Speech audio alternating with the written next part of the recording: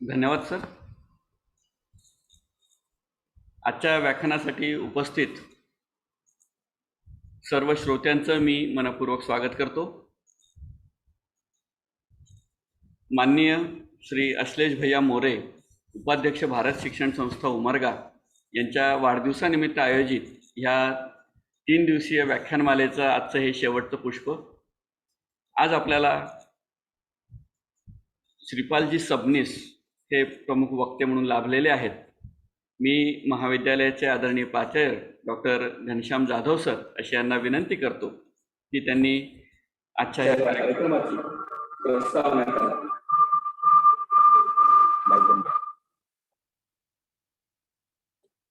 धन्यवाद सर. सन्माननीय अश्लेष भैया मोरे, उपाध्यक्ष भारत शिक्षण संस्था यांच्या वाढदिवसानिमित्त श्री छत्रपती शिवाजी महाविद्यालय उमरगा द्वारा आयोजित सामाजिक प्रबोधन सप्ताह यामध्ये 3 व्याख्यान पुष्प गुंफण्यात येत आहेत. त्यातलं पहिलं व्याख्यान पुष्प 4 मार्च रोजी गुंफलं गेलेलं आहे.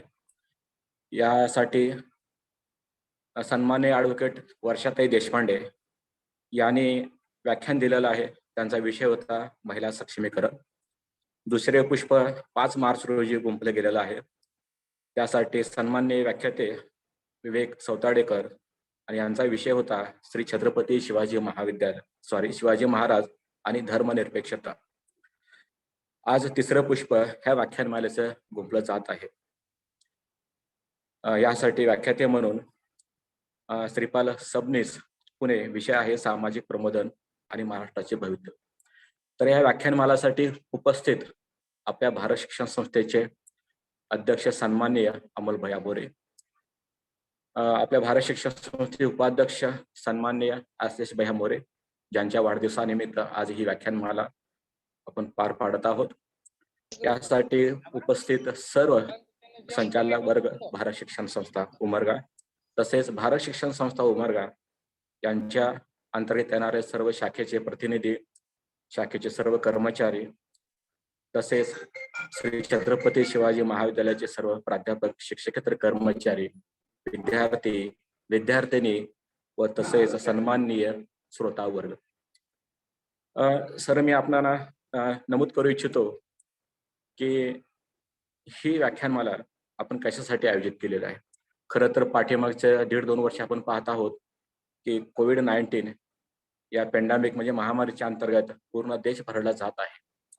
आणि हा वाढदिवस साजरा करत असताना जे हानी झालेली आहे, विद्यार्थ्याची आहे, समाजाची आहे, त्यात भौतिक हानी पण झालेली आहे. कारण लोक एकमेकापासून दुरावले गेलेले आहेत. आणि यासाठी वेगळ्या दिशेनं, वेगळ्या विचारानं हा वाढदिवस साजरा करावा म्हणून गेल्या वर्षी आणि ह्या वर्षी असं 2 वर्ष आपण ही व्याख्यानमाला आता आयोजित करत आहोत. आणि ही व्याख्यानमाला बौद्धिक व्याख्यानमाला म्हणून आपण आयोजित करत आहोत, जेणेकरून सामाजिक प्रबोधन होईल. त्यामध्ये आमचे सर्व स्टाफ असेल, प्राध्यापक असतील, विद्यार्थी असतील, विद्यार्थिनी व इतर समाजामधील सर्व श्रोते वर्ग. सर, तसं पाहिलं तर आजचा हा आपला जो विषय आहे सामाजिक प्रबोधन आणि महाराष्ट्राचे भवितव्य, तसं आपण याच्यावरती सडेतोड आपण बोलणार आहात. कारण प्रतिमाच अशी आहे की तुम्ही जी भूमिका मांडता ती सडेतोड मांडता आणि या बाबतीत आपलं खरंच कौतुक करायला पाहिजे. कारण आपण जर भूमिका सडेतोड नाही मांडली तर त्या भूमिकेला मांडण्यात काही दम राहत नाही आणि काही अर्थ राहत नाही, याची कल्पना आहे. तसं पाहिलं तर सर, आपण ह्याच भागातले आहात. हाडोळी तालुका निलंगा म्हणजे आमच्या शेजारचाच तालुका आहे निलंगा. आणि आपल्या बोलण्यामध्ये मागं मला असं बोलला होतात की मी आपल्या भारत विद्यालयाचा विद्यार्थी काही दिवसासाठी राहिलेला आहे. खूप आनंदाची बाब आहे. आणि आमच्या भारत शिक्षण संस्थेचा इतिहासही आपल्याला बराचसा माहीत आहे. तरी या अनुषंगाने मी थोडासा प्रथम आमच्या भारत शिक्षण संस्थेचा इतिहास आपल्या पुढे आणि श्रोत्यापुढे ठेवू इच्छितो. त्यानंतर ह्या व्याख्यानमाला आयोजनाच्या पाठीमागचं जे हे आहे, कशासाठी व्याख्यानमाला आपण आयोजित करत आहोत, त्याचं प्रयोजन मी आपल्या थोडक्यात मांडू इच्छितो. सर, आपल्याला कल्पना आहे की आपली भारत शिक्षण संस्था ही 1941 साली स्थापन झाली. तात्यारावजी मोरे तथा आबा हे त्यावेळेस जे भारत आपला देश स्वतंत्र व्हायच्या अगोदर हे PH पटवर्धन, स्वामी रामानंद तीर्थ आणि गोविंदभाई सराफ अशा स्वातंत्र्य सेनाच्या आणि शिक्षण प्रेमीच्या संपर्कात आले. तसं तात्यारावजी मोरे तथा आबा हे प्रख्यात वकील होते. त्यांचं उर्दूमध्ये शिक्षण गुलबर्ग्याला झालं होतं. त्यांचं इंग्लिशवरती प्रभुत्व होतं आणि ते एक चांगले नामांकित वकील म्हणून ह्या परिसरामध्ये प्रसिद्ध होते. पण तरी ह्या ज्या शिक्षण प्रेमीच्या संपर्कात आले, स्वातंत्र्य सेनेच्या संपर्कात आले आणि त्यांनी आणि त्यांच्या सहकार्याने भारत शिक्षण संस्था ही 1941 साली स्थापन केली. अर्थात निजाम राजवटीमध्ये ही शिक्षण संस्था चालवणं खूप अवघड होतं सर. कारण त्यावेळेस अनुदानाचा विषय नव्हताच आणि उर्दूमध्ये शिक्षण दिलं जायचं त्यासाठी बऱ्याचशा अडचणी निर्माण व्हायच्या. राजवटीमध्ये अडचणी निर्माण व्हायच्या आणि विद्यार्थी संख्या कमी व्हायची. परंतु बोर्डिंग म्हणजे वेगवेगळ्या गावामध्ये जाऊन आमच्या संस्था चालकाने अन्नधान्य गोळा करून प्रसंगी बोर्डिंग चालवली. मोफत बोर्डिंगची व्यवस्था आणि राहण्याची व्यवस्था करून ही शिक्षण संस्था त्यांनी कायम चालू ठेवली. आपल्याला कल्पना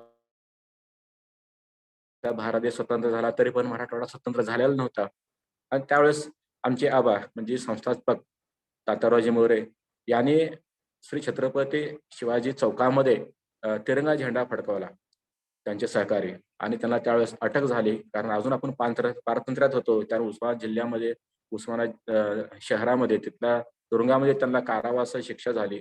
त्याच्यानंतर विद्यार्थ्यांनी इथल्या जनतेने आंदोलन केलं आणि त्याच्या रेट्यामध्ये त्यांची सुटका झाली.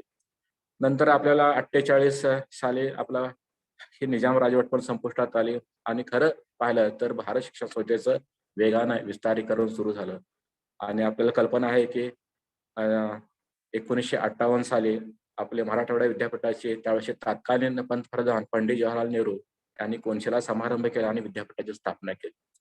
त्यावेळेस दूरगामी विचार करून तात्यारावजी मोरे तथा आबा यांनी 1959 साली म्हणजे लागलीच दुसऱ्या वर्षी मराठवाडा विद्यापीठ सुरू झाल्यानंतर दुसऱ्याच वर्षी श्री छत्रपती शिवाजी महाविद्यालयाची स्थापना केली आणि खरंच या स्थापनेमुळे उच्च शिक्षणाचे दारे ह्या ग्रामीण भागात खुले झाले. इतका दूरगामी परिणाम करणारा निर्णय तात्यारावजी मोरे तथा आबा यांनी घेतले आणि यामधून असंख्य डॉक्टर्स, इंजिनियर्स, कितीतरी चांगल्या हुद्द्यावरती गव्हर्नमेंटच्या चांगल्या पदावरती काम करणारे लोक इथून तयार झाले. ते वेगवेगळ्या पदावरती हुद्द्यावरती गेले आणि त्यांनी ह्या भारत मातेच्या विकासासाठी हातभार लावला. त्यासोबतच आपल्या परिवाराचं सुद्धा आणि या संस्थेचं सुद्धा नावलौकिक त्यांनी उंचावलं.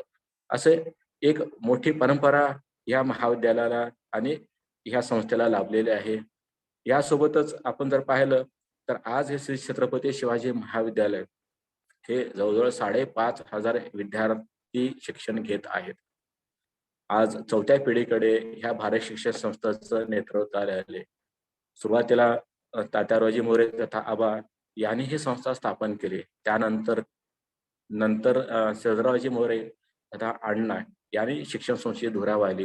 त्यानंतर त्यांचे थोरले चिरंजीव शिवाजीराव मोरे यांनी या शिक्षण संस्थेची धुरा वाहिली आणि आता आज ह्या घडीला तरुण नेतृत्वाकडे ह्या शिक्षण संस्थेची धुरा आलेली हे म्हणजे अमोल भैया मोरे.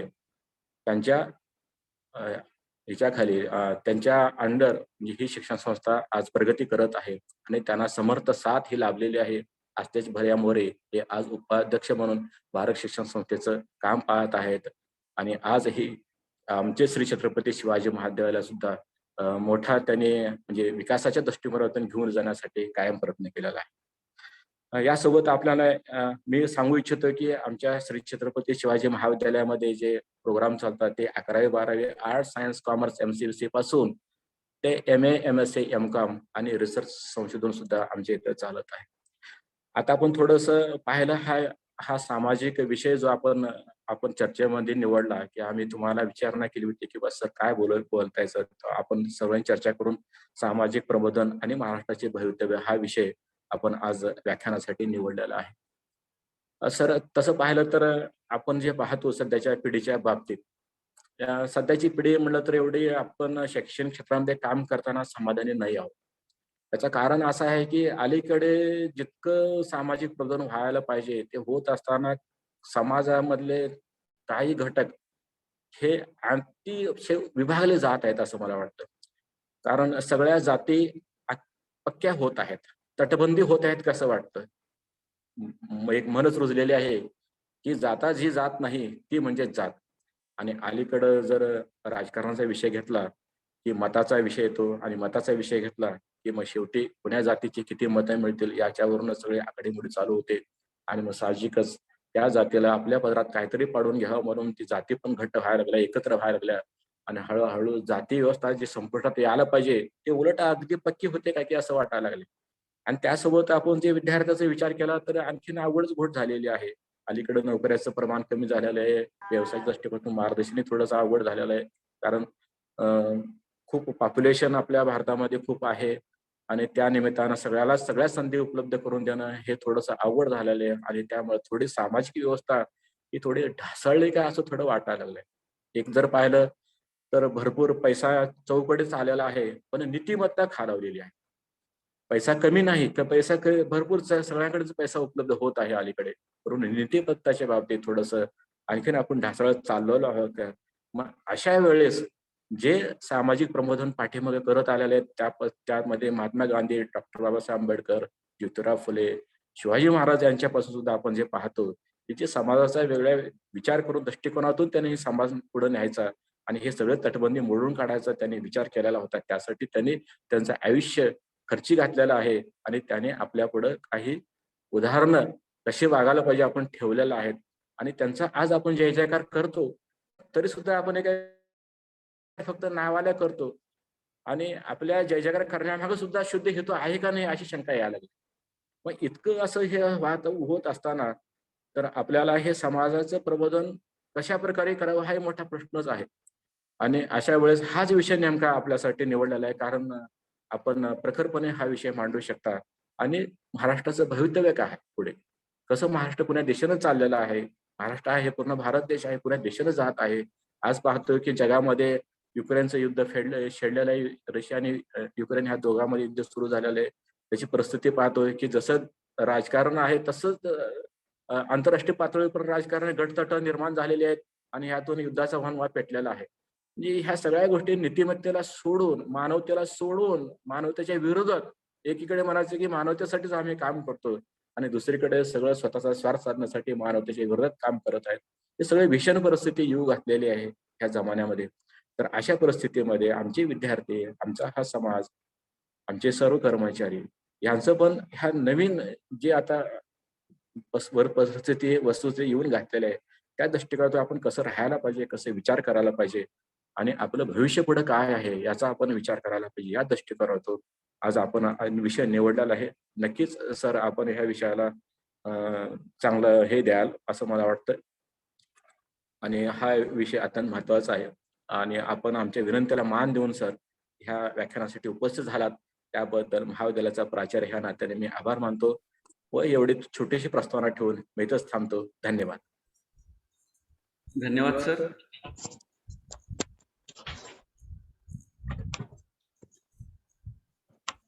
आजच्या त्या सामाजिक प्रबोधन सप्ताहाच्या तिसऱ्या पुष्पासाठी महाविद्यालयाचे आदरणीय प्राचार्य डॉक्टर घनश्याम जाधव सर यांनी संस्थेचा थोडक्यात परिचय, माननीय आश्लेष भैयांचा थोडक्यामध्ये परिचय आणि एकंदरीत ह्या व्याख्यानमालेचं प्रयोजन याबद्दल प्रस्तावना केली, त्याबद्दल मी आपले मनपूर्वक आभार इथे व्यक्त करतो.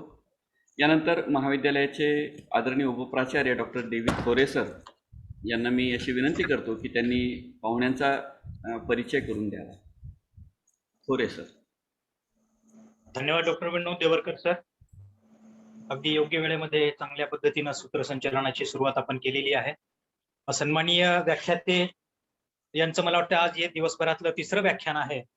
तरी परंतु सरांनी जो शब्द आपल्याला दिला होता की अश्लेष भाईंच्या वाढदिवसानिमित्त व्याख्यान देण्यासाठी मी नक्कीच उपस्थित राहीन. थोडीशी वेळेची प्लस मायनस आपण केलेला आहे. तरी परंतु सर अगदी वेळेवर सरांनी आम्हाला रिस्पॉन्स दिला त्याबद्दल मी सरांचे कौतुक करतो, अभिनंदन करतो आणि आभारी मानतो. सर्व प्रेक्षक श्रोत्यांना सन्माननीय श्रीपाल सबनीस सरांचा थोडक्यात परिचय, तसा त्यांचा परिचय जर करायला म्हटलं तर त्यांच्यावरती एक फार मोठं व्याख्यानही होऊ शकतं. परंतु आमच्या प्रेक्षकांना थोडक्यात आणि सन्माननीय अश्लेष भैया स्वतः या कार्यक्रमाला उपस्थित आहेत सरांना ऐकण्यासाठी, म्हणून त्यांनाही थोडा काय परिचय व्हावा या अनुषंगानं आपल्याच तालुक्यामधले निलंग्या तालुक्यातील हाडोळी या गावी ज्या सन्माननीय श्रीपाल सबनीस सरांचा जन्म झाला त्यांनी 2016 मध्ये झालेल्या 89व्या अखिल भारतीय मराठी साहित्य संमेलनाच्या अध्यक्षपदाची धुरा अगदी जोमानं सांभाळली आणि जे त्यांचं कर्तृत्व आहे ते साहित्य संमेलनाच्या माध्यमातून सर्व जनतेसमोर आलं. सरांचा जन्म लातूर जिल्ह्यामध्ये झाला असला तरी समाजातल्या देशातल्या प्रत्येक घटकांचा अभ्यास करण्याचा सरांचा छंद असल्यामुळं सुरुवातीच्या सरांच्या काळामध्ये सरांनी उत्तर महाराष्ट्र विद्यापीठ जळगाव येथे तौलनिक भाषा विभागात प्राध्यापक आणि विभाग प्रमुख म्हणून काम केलं. विद्यापीठाच्या कला विद्याशाखेच्या ते अधिष्ठाता होते. सर मराठी लेखक, अभ्यासक व समीक्षक आहेत याची सर्वांना ज्ञात आहे. कुलगुरू पदासाठी निवड पॅनलवर त्यांची 2 वेळा निवड झालेली आहे. जळगावच्या उत्तर महाराष्ट्र विद्यापीठातून तौलनिक भाषा विभाग प्रमुख आणि प्रोफेसर म्हणून निवृत्ती घेतल्यावर व कला विद्याशाखेचे डीन म्हणून काम केल्यावर ते प्राचार्य पदावरून रिटायर झालेले आहेत. जर साहित्य संपदेचा विचार केला तर सन्माननीय श्रीपाल सबनीस सरांनी त्यांचे 46हून अधिक ग्रंथ प्रकाशित झालेले आहेत. तसेच महाराष्ट्रातील लेखक व कवीच्या कविता संग्रह, कादंबरी, नाटक, लेखक संग्रह, स्तंभलेखन संग्रह इत्यादी तब्बल 186हून अधिक वाङ्मयीन पुस्तकांना सरांनी त्यांच्या प्रस्तावना दिलेल्या आहेत. महाराष्ट्रातील नामवंत नियतकालिकात विविध विषयावर त्यांचे अनेक लेख प्रकाशित झालेले आहेत. 89व्या अखिल भारतीय मराठी साहित्य संमेलनाचे अध्यक्ष झाल्यानंतर त्यांच्या संपूर्ण महाराष्ट्रात हजारोहून अधिक व्याख्याने झालेली आहेत आणि सरांचा एक वेगळा नावलौकिक या समाजामध्ये, देशामध्ये आजही मोठ्या डोलानं उभा आहे. सरांनी लिहिलेली ग्रंथसंपदा पूर्णच्या पूर्ण मला सांगणं शक्य होणार नाही, परंतु जे महत्वाचे विषय जे की पुस्तकं वाचली जाऊ शकतात आजही, ज्याच्यामधून सरांनी विषय घेऊन समाज प्रबोधन करण्याचं ठरवलेलं आहे. जर त्यांची सरांची पुस्तकं आपण वाचायला घेतली तर काही पुस्तकांचा मी उल्लेख अशा या पद्धतीनं करेन. अण्णाभाऊ साठे लिखित फकीराची समीक्षा हे संपादन सरांनी केलेलं आहे. आदिवासी मुस्लिम ख्रिश्चन साहित्य मीमांसा, आंबेडकरी प्रतिभावंताचे प्रज्ञाविलास, आंबेडकरी कवितेचा नवा ग्रंथ, उगवतीचा क्रांती सूर्य, संत नामदेव तुकारामचे सांस्कृतिक संचित, नारायण सुर्वेंच्या कवितेचा इहवादी समीक्षा, भारतरत्न आणि बहिष्कृत भारत, भारतीय प्रबोधन आणि नव आंबेडकरवाद, छत्रपती शिवाजी राजे आणि ब्राह्मणेतरवाद अशी विवेकवादी भूमिका याही वेर सरांचं लिखाण ग्रंथ संपादित आहे. सेक्युलर वाङ्मयीन अनुबंध, सेक्युलरिझम प्रबोधनाचा मानदंड, हिंदुत्व, मोदी आणि इस्लाम, त्याचबरोबर ज्ञानेश्वर ते आंबेडकर इतकी मोठी ग्रंथसंपदा सन्माननीय श्रीपाल सबनीस सरांनी केलेली आहे.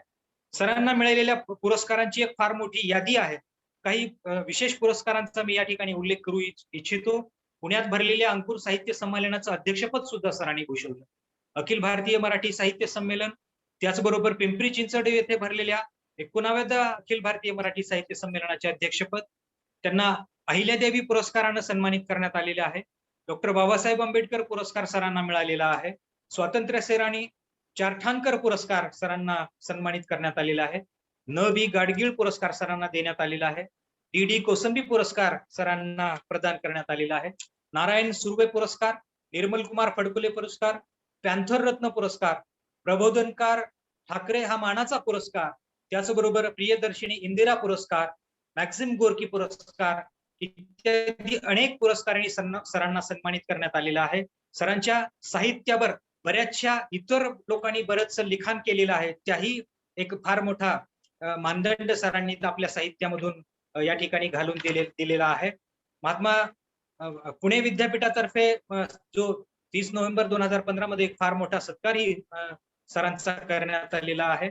MIT पुणे यांनी भरवलेल्या संत साहित्य संमेलनाचा समारोप 30 नोव्हेंबर 2015 मध्ये करत असताना वेगवेगळी त्याही संमेलनांना पुरस्कार सरांना मिळाले. सम्राट पुरस्कार, संविधान रत्न पुरस्कार, साताऱ्यातील ग्रंथ महोत्सवाच्या उद्घाटनपदाचा मान, साहित्य भूषण पुरस्कार, साहित्यरत्न पुरस्कार, अण्णाभाऊ साठे पुरस्कार इत्यादी विविध पुरस्कारांनी सरांना सन्मानित करण्यात आलेला आहे.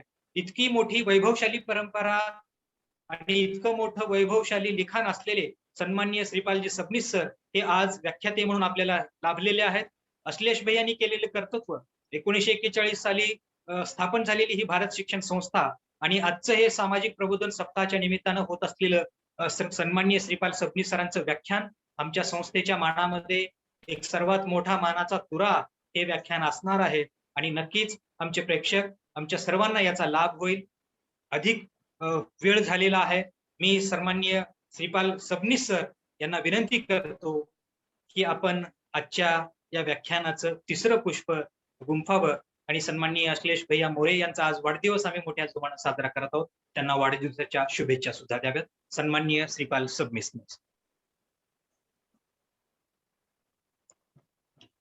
भारत विद्यालयाच्या पवित्र माती आणि सांस्कृतिक संबंध परंपरेला मी विनम्र अभिवादन करतो. ज्या छत्रपती शिवरायांच्या नावाचं महाविद्यालय या संस्थेच्या वतीनं सर्वार्थाच्या यशस्वी निकषावर चालवलं जातं, त्या छत्रपती शिवरायांच्या कर्तृत्वाला हे मी विनम्र प्रणाम करतो. या व्याख्यानाच्या सुरुवातीला अश्लेष भैया मोरे यांचा वाढदिवसाच्या निमित्तानं त्यांचं हार्दिक अभिष्ट चिंतन करून त्यांच्या वाढदिवसाला मी शुभेच्छा देतो. या भारत विद्यालय संस्थेचे सर्व सन्माननीय पदाधिकारी, अध्यक्ष, उपाध्यक्ष, सर्व सन्माननीय सदस्य, या महाविद्यालयाचे सन्माननीय प्राचार्य डॉक्टर जाधव, या महाविद्यालयाचे तरुण आणि अत्यंत अभ्यासू अशा प्रकारचे उपप्राचार्य डॉक्टर धनाजी थोरे, ज्यांचं संचलन या ठिकाणी मी अनुभवतो आहे. त्यांचं नाव मी विसरलो, मला कल्पना नाही, पण सन्माननीय सूत्रसंचालक महोदय प्राध्यापक, या कार्यक्रमाला जोडलेले सर्व सन्माननीय सदस्य, भारत विद्यालय आणि शिवाजी महाविद्यालय या संस्थांच्या मध्ये काम करणारे सर्व सन्माननीय प्राध्यापक आणि शिक्षक, संबंधित विद्यार्थी, पालक आणि बंधू भगिनींनो, तात्यासाहेब कोरे ते अमोल भैया आणि अश्लेष भैया कोरे अशा 3-4 पिढ्याच्या योगदानातून भारत विद्यालयाचा इतिहास अनेक विकासाच्या संदर्भाने समृद्ध आहे. कोरे कुटुंबाचं नाव मी अनेक वेळा ऐकत आलो. कधी काळी अगदी 5-6 वर्षाचा असताना, 7-8 वर्षाचा असताना 1 किंवा 2 महिने मी भारत विद्यालयाच्या प्रांगणामध्ये तिथल्या शाळेमध्ये गेल्याचं मला आठवतं. आणि म्हणूनच माझ्या या ज्ञानभूमीला मी वंदन करतो. मी समाधान व्यक्त करतो या महाविद्यालयाच्या प्राचार्याचं, प्राध्यापकांचं, या संस्थेचे उपाध्यक्षाचा जन्मदिवस आपण सामाजिक प्रबोधनाच्या संदर्भात साजरा करताय. व्यक्तीच्या जन्माचा सोहळा कुटुंबाच्या मर्यादेत न राहता तो संपूर्ण समाजाच्या अभ्युदयाचा अधिष्ठान बनावा, तो गाभा बनावा, ही तुमच्या प्राचार्याची आणि सर्व प्राध्यापकाची संकल्पना मला वंदनीय आहे. प्राचार्य जाधवांचं प्रास्ताविकातलं सर्व संदर्भ आणि अत्यंत अभ्यासपूर्ण तळमळीची भूमिका, संस्थानिष्ठ प्राचार्य आणि समाजनिष्ठ प्राचार्य या दोन्ही भूमिका प्राचार्यांच्या मांडणीतून माझ्या काळजापर्यंत पोहोचलेल्या आहेत. समाजाचं आणि संस्कृतीचं भान ठेवून सत्याच्या अटीमधलं प्रबोधनाचं महत्व आणि मूल्य दरवर्षीच्या जन्म सोहळ्याच्या निमित्तानं आपण निष्ठेनं हे प्रबोधन कार्य करत आहात. आणि 4 भिंतीच्या कॉलेजच्या आणि विद्यालयाच्या भिंतीच्या पलीकडे जाऊन आपण मुक्त अशा प्रकारच्या वातावरणामध्ये सामाजिक उत्थानाच्या दृष्टीनं प्रबोधनाची पेरणी करण्याचं काम आपण करत आहात. आणि आपल्याला अशा प्रकारच्या चांगल्या कामाची प्रेरणा देण्याचं काम आपल्या संस्थेचे विद्यमान अध्यक्ष, विद्यमान उपाध्यक्ष आणि एकूणच सगळी परंपरा जी आहे, तात्यासाहेब कोरे, श्रीधरराव कोरे, शिवाजीराव कोरे, लताताई आणि ही तरुण अशा प्रकारची 3ऱ्या-4थ्या पिढीचं प्रतिनिधित्व करणारी एक सकस, समृद्ध आणि बांधिलकीचं नेतृत्व जे आज आपल्याला मिळालं, त्याबद्दल संस्था चालक प्राचार्य आणि प्राध्यापक या सर्वांचं जाहीरपणानं अभिनंदन करणं मी माझं कर्तव्य मानतो. माझं गाव उमरग्याच्या आजूबाजूचं आहे.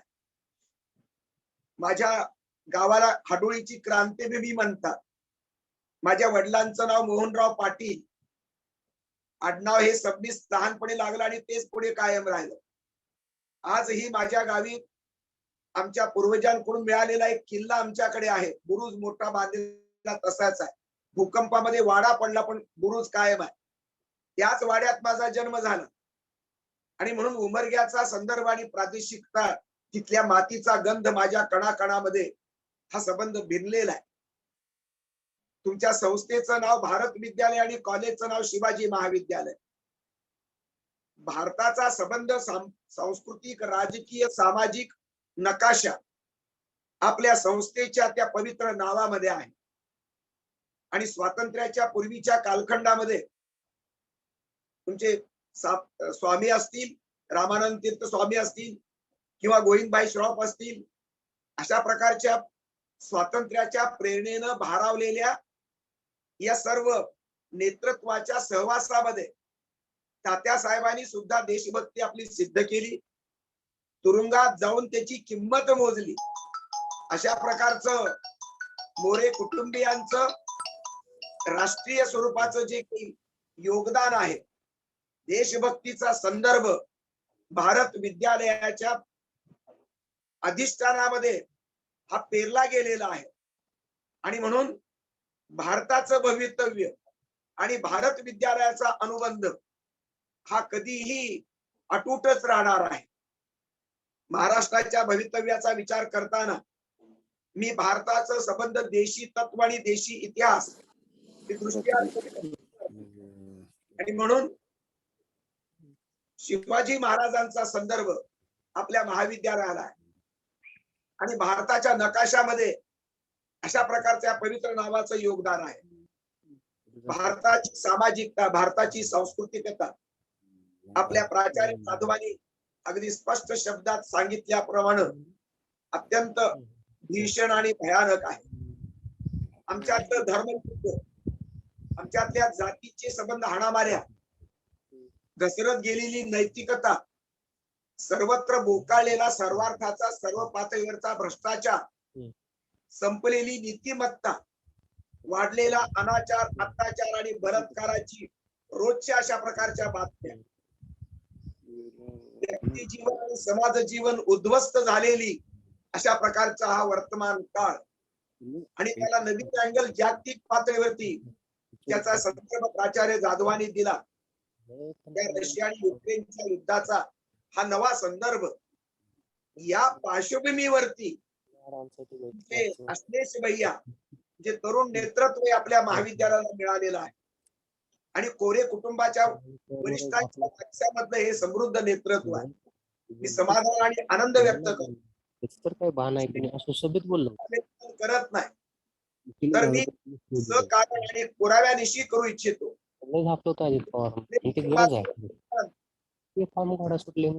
पलीकडे जाऊन दुष्काळामध्ये पारवटे निर्माण करणारं योगदान निर्माण करून शेकडो हजारो जनावरांच्या पोटामध्ये ते संबंध चारा घालण्याचं पुण्य आपल्या संस्थेच्या या नेतृत्वानं केलेलं आहे.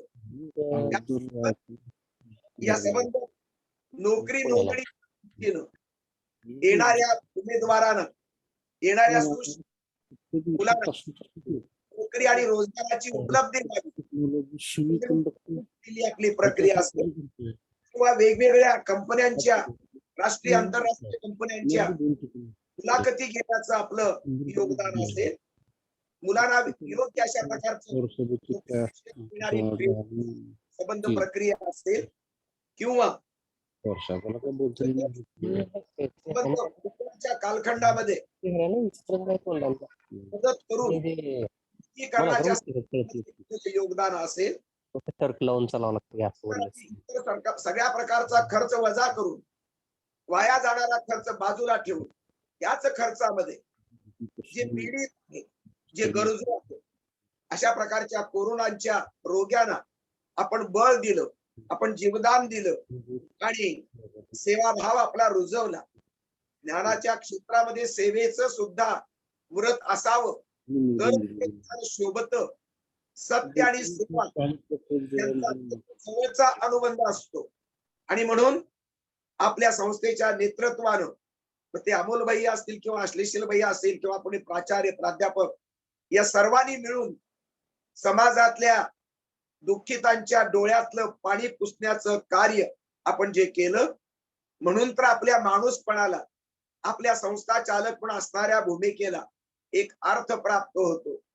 संस्थेची खुर्ची ही केवळ कोरडं नेतृत्व करण्याची नव्हे, शिस्त संस्थेमध्ये हवी, नियमांचं पालन हवं, पण माणुसकीचा गैवर असणारे संस्थेचे नेतृत्व असेल आणि तेही तरुण पिढीमध्ये जर त्याचं दर्शन घडत असेल तर मग कुठल्याही प्रकारची भेदभावना न बाळगता कुठल्याही प्राध्यापकाला नॉन टीचिंगच्या माणसाचं गराणं ऐकण्याची माणुसकीची भावना आणि क्षमता जे नेतृत्व संस्थेच्या खुर्चीवरून सिद्ध करतं ते नेतृत्व सर्वार्थानं सर्व काळी अभिनंदन करण्यासाठी पात्र असतं. मला वाटतं अश्लेष भैयाचं ही संबंध जे काही नेतृत्व आहे या अंगानं माझ्यापर्यंत जे पोचलं त्याचे मुख्य जे असे श्रेय आहे ते डॉक्टर धनाजी थोरे या तरुण चौकस अत्यंत निष्ठावंत संस्थेशी एकनिष्ठ असणाऱ्या या प्राध्यापकाचा आहे. संस्थेची त्यांनी मला दिलेली माहिती काळजामध्ये बसणारी आहे, मला भावणारी आहे.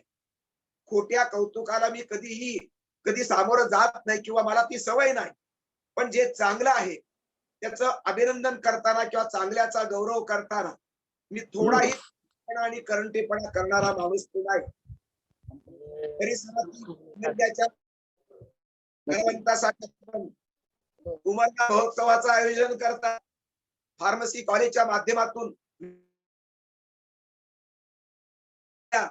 जनावरांपासून ते माणसाच्या उद्धारापर्यंत, माणसाच्या कल्याणापर्यंतचे अनेक प्रकल्प आपण या ठिकाणी निश्चितपणाने आपल्या संस्थेच्या ध्येयवादाचा अविभाज्य भाग केलेला आहे. आणि म्हणून चार भिंतीचा अभ्यासक्रम आपण नव्या पिढीला शिकवतच आला. 1944 पासून 2022 पर्यंतच्या शेकडो पिढ्या, हजारो लाखो अशा प्रकारचे विद्यार्थी आपण सर्व पातळीवरती घडवले.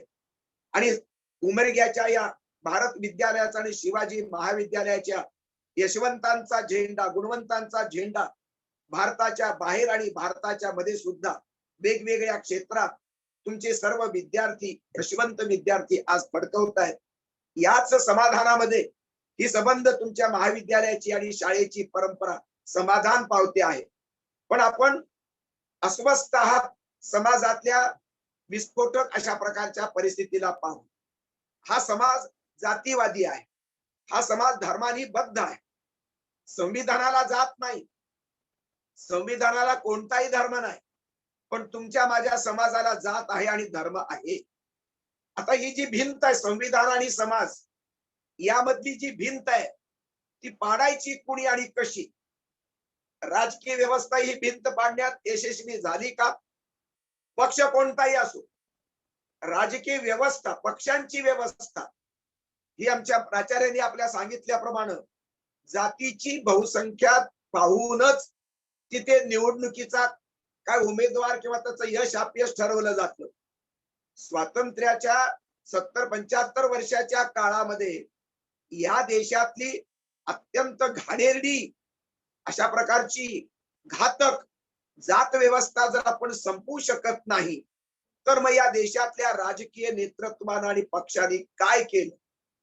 कोणत्या पक्षाचं शिबिर, कोणत्या पक्षाचं जात विरोधी, जात व्यवस्था विरोधी शिबिर 10 वर्षात एकदा तरी कोणी भरवतं का? या प्रश्नाचं उत्तर राज्यशास्त्राच्या, इतिहासाच्या प्राध्यापकाने देण्याची गरज आहे. आणि जर असं होत नसेल तर तुमच्या शाळेतले, महाविद्यालयातले विद्यार्थी हे त्यांनी जाब विचारला पाहिजे अशा प्रकारचं ट्रेनिंग तुमच्या शाळेच्या आणि महाविद्यालयाच्या कॅम्पसमध्ये देण्याची गरज मला वाटते. राजकीय व्यवस्थेला प्रश्न विचारणं, गरिबासाठी तुम्ही काय केलं, शेतकऱ्यासाठी तुम्ही काय केलं आणि जात व्यवस्था मोडीत काढण्यासाठी काय केलं? जातीमध्ये जर लग्न होत बसतील तर मग महात्मा गांधींनी जो मिश्र विवाहाला मी आशीर्वाद देईन अशा प्रकारची भूमिका 1944 ला घेतली आणि 1927 ला समतेची खरी कसोटी आंतरजातीय विवाह हे बाबासाहेब आंबेडकरांनी बहिष्कृत भारतात लिहिलं. या महापुरुषाच्या अशा प्रकारच्या कृतिशीलतेला आणि या सिद्धांताला अर्थ कोणता उरतो? शिक्षणानं जात व्यवस्था संपली पाहिजे. संपली का? शिक्षक काय करतायत? विचारवंत काय करतायत? लेखकांनी काय केलं? कवी लोकांनी, प्रतिभावंतांनी काय केलं? समाज सुधारकांनी काय केलं? आपापल्या परीनं प्रत्येक समाज सुधारक हा सुधारणा करत राहिला. आर्य समाज मधले दयानंद सरस्वती असतील, त्यांनी आंतरजातीय विवाहाची मंडळ चालवली. वेद प्रामाण्याच्या माध्यमातून त्यांनी माणुसकी जागवण्याचा त्यांनी प्रयत्न केला. ब्राह्मो समाज आणि प्रार्थना समाजाच्या परंपरेतून न्यायमूर्ती रानड्यांनी आणि बंगालमधल्या काही लोकांनी या अर्थानं संबंध एकेश्वरीवाद आणि समाज प्रबोधन करण्याचा प्रयत्न केला आणि अंधश्रद्धेला फाटा दिला. महात्मा फुल्यांनी पुण्याच्या परिसरात आणि महाराष्ट्राच्या नकाशामध्ये वेदाला जुगारून संबंध मानवता जागवत असताना ब्राह्मणशाहीनं केलेलं बहुजनांचं शोषण हे पुराव्यानिशी मांडलं. शेतकऱ्याचा आसूड लिहिला, शेतकऱ्याचं दुःख मांडलं. ब्राह्मणाचं कसब लिहून ब्राह्मणांनी लुटलेली संबंध देशातली आणि समाज परिस्थितीची काही लूट आहे, जे काही थोतांड आहे ते उघडं पाडलं. शिवाजी महाराजाचा पोवाडा लिहिला आणि महात्मा फुल्यांनी गुलामगिरी लिहिला. त्याचबरोबर सार्वजनिक सत्य धर्म लिहून सत्यशोधक समाजाची स्थापना केली. पण महात्मा फुल्यांच्या एकंदरीत कार्यामध्ये ब्राह्मणशाहीचा विरोध आहे. कृष्णशास्त्री चिपळूणकर हे विष्णू शास्त्रीचे वडील, हे ब्राह्मण कुटुंब. विष्णू शास्त्री फुल्यांचे विरोधक, पण त्यांचे बाप कृष्णशास्त्री चिपळूणकर महात्मा फुल्यांचे कैवारी, त्यांचे सहकारी.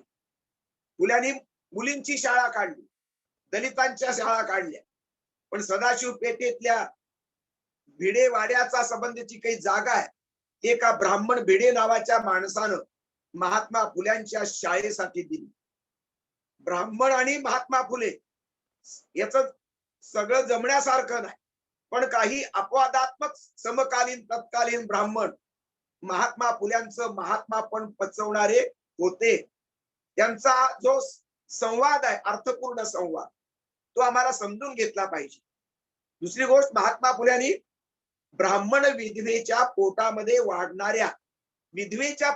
वाढणाऱ्या मुलाला बाळंतपणाची सोय करून ब्राह्मण बाईची सोय केली आणि त्या मुलाचं पालकत्व स्वीकारलं आणि विधवेचं मातृत्व मंगलमय अधोरेखित केलं.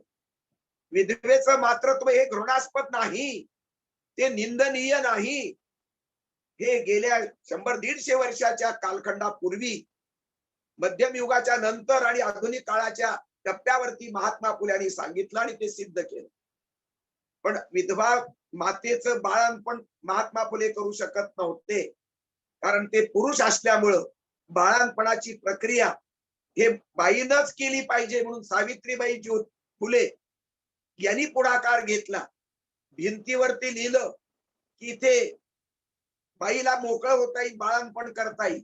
आणि अनेक विधवांची बाळंतपण माझ्या तुमच्या आईनं सावित्रीबाई फुल्यांनी पुण्यातल्या सनातनी ब्राह्मणांच्या साक्षीनं हे मानवतावादी कार्य रुजवलं. महात्मा फुल्यांची भूमिका ही ब्राह्मणशाहीच्या विरुद्ध आहे, पण ब्राह्मण बाईच्या विरुद्ध नाही. जे दुःख भोगणारे ब्राह्मण आहेत त्याच्या विरुद्ध महात्मा फुले नाही. या ब्राह्मण बाईचा मुलगा, यशवंत नावाचा ब्राह्मण मुलगा महात्मा फुल्यांनी दत्तक घेतलेला आहे. सावित्रीबाईंनी दत्तक घेतला. त्याला मूल नाही म्हणून ते रडत बसले नाही. दुसरं लग्न महात्मा फुल्यांनी केलं नाही. सगळी मुलं महार मातंगांची, आदिवासींची, बहुजनांची, ब्राह्मणाची सगळीच मुलं हे आपली समजून त्यांच्या शाळेची सोय करणारे महात्मा फुले आहे. परंतु महात्मा फुल्यांच्या एकूण भूमिकेला आजचे काही विद्वान, आजचे काही अभ्यासक, आजचे काही अनुयायी हे ब्राह्मण विरोधी भूमिकेतून महात्मा फुल्यांना ट्विस्ट करून महात्मा फुल्यांची भूमिका ही जातीवादामध्ये बुचकळून काढताय. ब्राह्मणशाहीचा विरोध वेगळा आणि प्रत्येक ब्राह्मण हा वाईट असतो असं समजून प्रत्येक ब्राह्मण व्यक्तीचा विरोध करणं हे सुद्धा नक्की चुकीचं आहे. तीच भूमिका बाबासाहेब आंबेडकरांची. बाबासाहेबांनी स्पष्ट म्हटलं, ब्राह्मण्य हे ब्राह्मणात असतं, मराठ्यात असतं, दलितात असतं आणि हे सर्व जातीतलं ब्राह्मण्य हे निषेधारी असतं. बाबासाहेब आंबेडकरांसारखा महापुरुष सर्व जातीतल्या जातीवादाचा निषेध करतो. सर्व जातीमध्ये ब्राह्मण्य आहे आणि ते चांगलं नाही, ते निंदनीय आहे, ते निषेधारी आहे, हे बाबासाहेब सांगतात. तेच बाबासाहेब संविधानाची रचना करतात आणि संविधानाच्या बाहेरचा संपूर्ण समाज आज प्रचंड जातीवादी बनलेला आहे. ब्राह्मण अधिक जातीवादी बनले, मराठा अधिक मराठावादी जातीवादी बनला, ओबीसी अधिक मराठा आणि ओबीसी जातीवादी बनला, मुस्लिम कट्टर झाला, ख्रिश्चन कट्टर झाले आणि दलित ही अधिक आपल्या अस्मितेला बळी पडून तेही कट्टर जातीवादाला पोसत आहेत. सर्व जातीचा जातीवाद 2022 मध्ये जर पोसला जात असेल, तो बहुजनाकडून आणि अभिजनाकडून जर पोसला जात असेल, तर मग महात्मा फुले आणि आंबेडकर आणि शाहू महाराज ही संबंध समीकरण महाराष्ट्राच्या सामाजिक नकाशामध्ये यशस्वी झालं म्हणणार की पराभूत झालं म्हणणार? आरक्षणाचा मुद्दा हा कायदेशीर मुद्दा आहे. प्रत्येकाच्या गरजेप्रमाणे आणि संविधानाच्या सोयीप्रमाणे प्रत्येकाला आरक्षण मागण्याचा अधिकार जरूर होता आहे. पण आरक्षणाच्या मुद्द्यावरती फुले वेगळे झाले, बाबासाहेब आंबेडकर वेगळे आणि शाहू महाराज वेगळे केले. फुले, शाहू, आंबेडकर ही जे समीकरण महाराष्ट्रामध्ये होतं, ते गाभ्यामध्ये रुजलेलं समीकरण आज दुर्दैवानं आरक्षणाच्या प्रश्नावरती हे सर्व विभक्त झाले. फुले माळ्याचे झाले, शिवाजी महाराज आणि शाहू महाराज मराठ्याचे ठरले आणि बाबासाहेबांना दलिताची चौकट त्यांच्यावरती लादण्याचा प्रयत्न झाला. महापुरुषाला जात असते का? तिरंग्याची जात कोणती? संविधानाचा धर्म कोणता? संतांचा धर्म कोणता आणि जात कोणती? ज्ञानेश्वराच्या गळ्यामध्ये जानवा आहे का? तुकारामाला मराठा जातीचा अभिमानी संत म्हणून गौरवता येईल का? शेख महम्मद आणि चोखा मेळा यांच्या जातीवर्ण त्यांच्या संतत्वाची जातकुळी तुम्ही तपासणार आहात का? अशा प्रकारचा करंटेपणा, अशा प्रकारचं चुकीचं मूल्यमापन, संतांची वाटणी, महापुरुषाची जात निहाय वाटणी आम्ही करत बसलो आणि पहिलेचे जे 4 वर्ण ब्राह्मणाने निर्माण केले, विषम व्यवस्था निर्माण केली, शोषणाची प्रक्रिया सुरू केली, त्यामध्ये नवीन भर आम्ही ही संबंध महापुरुषांची वाटणी करून भर टाकली. आम्ही गद्दार निघालो, संतांचे भक्त, आम्ही स्वार्थी निघालो. आम्ही संतांची नावं आणि महापुरुषांची नावं आमच्या स्वार्थासाठी आम्ही वापरतो. अनेक लोकांनी त्यांच्यावर दुकानदारी सुरू केली, त्यांचं राजकारण सुरू झालं. दुकानदारीमध्ये स्वार्थ असतो. महापुरुष मेल्याची संपल्याची खात्री करून जर अशा प्रकारची ही स्वार्थाची दुकानदारी प्रत्येक महापुरुषाच्या वाट्याला येत असेल, तर महापुरुषांची दुर्दैवाची कथा कोणी कुणाला सांगावी? आणि म्हणूनच भारत महाविद्यालय आणि शिवाजी महाराजांच्या या संबंध अत्यंत पवित्र अशा प्रकारच्या नावाच्या इतिहासाच्या या संबंध पार्श्वभूमीवरती शिवाजी महाराज हे महाराष्ट्राचं दैवत, पण त्यालाही विद्वानांच्या चौकटीमध्ये त्यांनाही अत्यंत त्यांची अवहेलना आणि आपण अत्यंत विटंबना चालू आहे. काल परवाच महाराष्ट्राचे संविधानात पद भूषवणारे भगतसिंह कोश्यारी सारखे राज्यपाल, मी म्हणतो त्यांच्या उजव्या विचारांना, RSSच्या विचारांना त्यांचं स्वातंत्र्य जरूर आहे, पण महाराष्ट्राच्या पुरोगामी महाराष्ट्राच्या राज्यपाल पदावरून रामदास नसते तर शिवाजी महाराजांना कोण विचारलं असतं? इतका मूर्खपणाचा सवाल इतक्या मोठ्या संविधानक पदावरती बसणारा माणसानं विचारावा, यापेक्षा महाराष्ट्राची दैनात आणि दुर्दैव दुसरं कोणतं?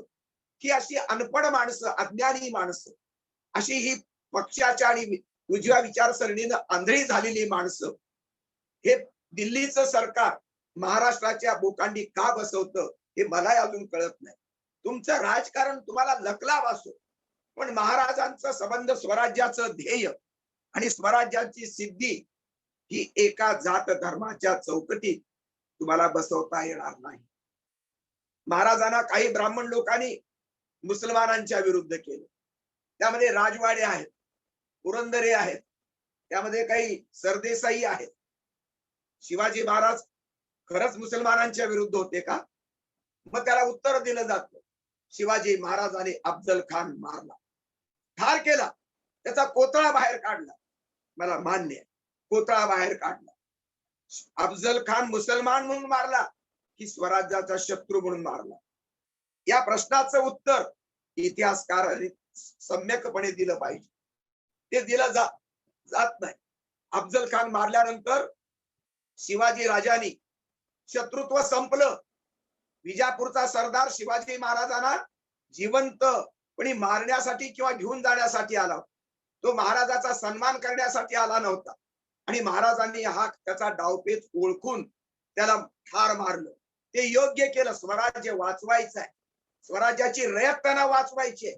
म्हणून अफजल खान हा मुसलमान म्हणून नव्हे तर स्वराज्याचा शत्रू म्हणून शिवाजी राजांनी ठार मारला. मारल्यानंतर त्याच खानाचं कबर प्रतापगडाची गडाच्या पायथ्याशी महाराजांनी बांधून दिली आणि त्याची दिवाबत्तीची सोय स्वराज्यातून केली. मुसलमान धर्माचा विद्वेष महाराजांनी कुठेच केला नाही. कुराणाची प्रत सापडल्यानंतर बाइज्जत मशिदीमध्ये पाठवणारे शिवाजी महाराज आहे. शिवाजी महाराजाचा अंगरक्षक मदारी मेहतर आहे.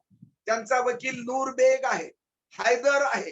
शिवाजी महाराजाच्या पदरी सिद्दी हिलाल आहे, सिद्दी वहाब आहे. अनेक मुस्लिम अधिकारी त्यांच्या लष्करात आहेत. अशा प्रकारचं जर लष्करामध्ये अनेक मुसलमानांना सेवा करण्याची संधी देणारे महाराज, त्यांचा इस्लाम त्यांच्या सोबत होता. एकही मुसलमान माणूस अल्लाहू अकबर म्हणण्यापासून बाजूला जात नव्हता. त्यांचा अल्लाह सुरक्षित होता महाराजांच्या स्वराज्यामध्ये, महाराजांच्या राज्यामध्ये. आणि महाराजांनी त्याला तशी प्रकारची स्वतंत्रता दिली होती. म्हणून शिवाजी महाराजांचं राजकारण मुस्लिम धर्माच्या विरुद्ध नाही. ब्राह्मणांनी शिवाजी महाराजांना मुसलमानाच्या विरुद्ध उभं केलं आणि रामदासाकडे त्यांचं गुरुपद दिलं. दादूजी कोंडदेव गुरु होते म्हणून सांगितलं. या ब्राह्मण्यग्रस्त इतिहासकारांच्या मेंदूचं भंडाफोड करून माम देशमुख, शरद पाटील, तुमचे अशोक राणा, श्रीमंत कोकाटे, अनेक लोकांनी ह्या भंडाफोड केला. आणि काही ब्राह्मण प्रतिभावंत लेखक महाराजांच्या कर्तृत्वाचं श्रेय रामदासाला गुरु करून देत आहेत. ही संबंध जी काही बाब आहे ती अत्यंत हानिकारक होती. हा खरा इतिहास नाही. रामदास जर गुरु असता तर मग राज्याभिषेकाच्या वेळेला का हजर नाही? या प्रश्नाचं उत्तर बाबासाहेब पुरंदरे किंवा राजवाडेकडे नाही. शिवाजी महाराज जन्मल्यावर आणि मृत्यूसमयी सुद्धा हा तिथे रामदास नाही. महाराजाच्या नंतर रामदासाचा मृत्यू झालाय आणि शिवाजी महाराजाच्या जन्मापूर्वी रामदास जन्मलेले आहे. मला मान्य आहे की रामदास हे आध्यात्मिक गुरु असतील, पण दुसऱ्या भक्ताचे. ते संत असतील, तुम्ही संत माना किंवा न माना, माझा आग्रह नाही. पण गुरु नाहीत याबद्दल माझ्या मनात शंका नाही.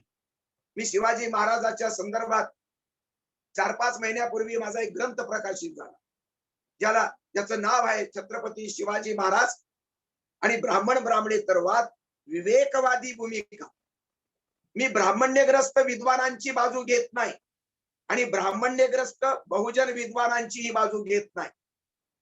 बाबासाहेब पुरंदऱ्यांचा आणि राजवाड्यांचा शिवाजी महाराजांचं लेखन हे अन्यायकारक आहे म्हणून या संबंध संभाजी ब्रिगेड आणि बाकीच्या मंडळींनी त्यांना विरोध केला. तो विरोध बरोबर आहे.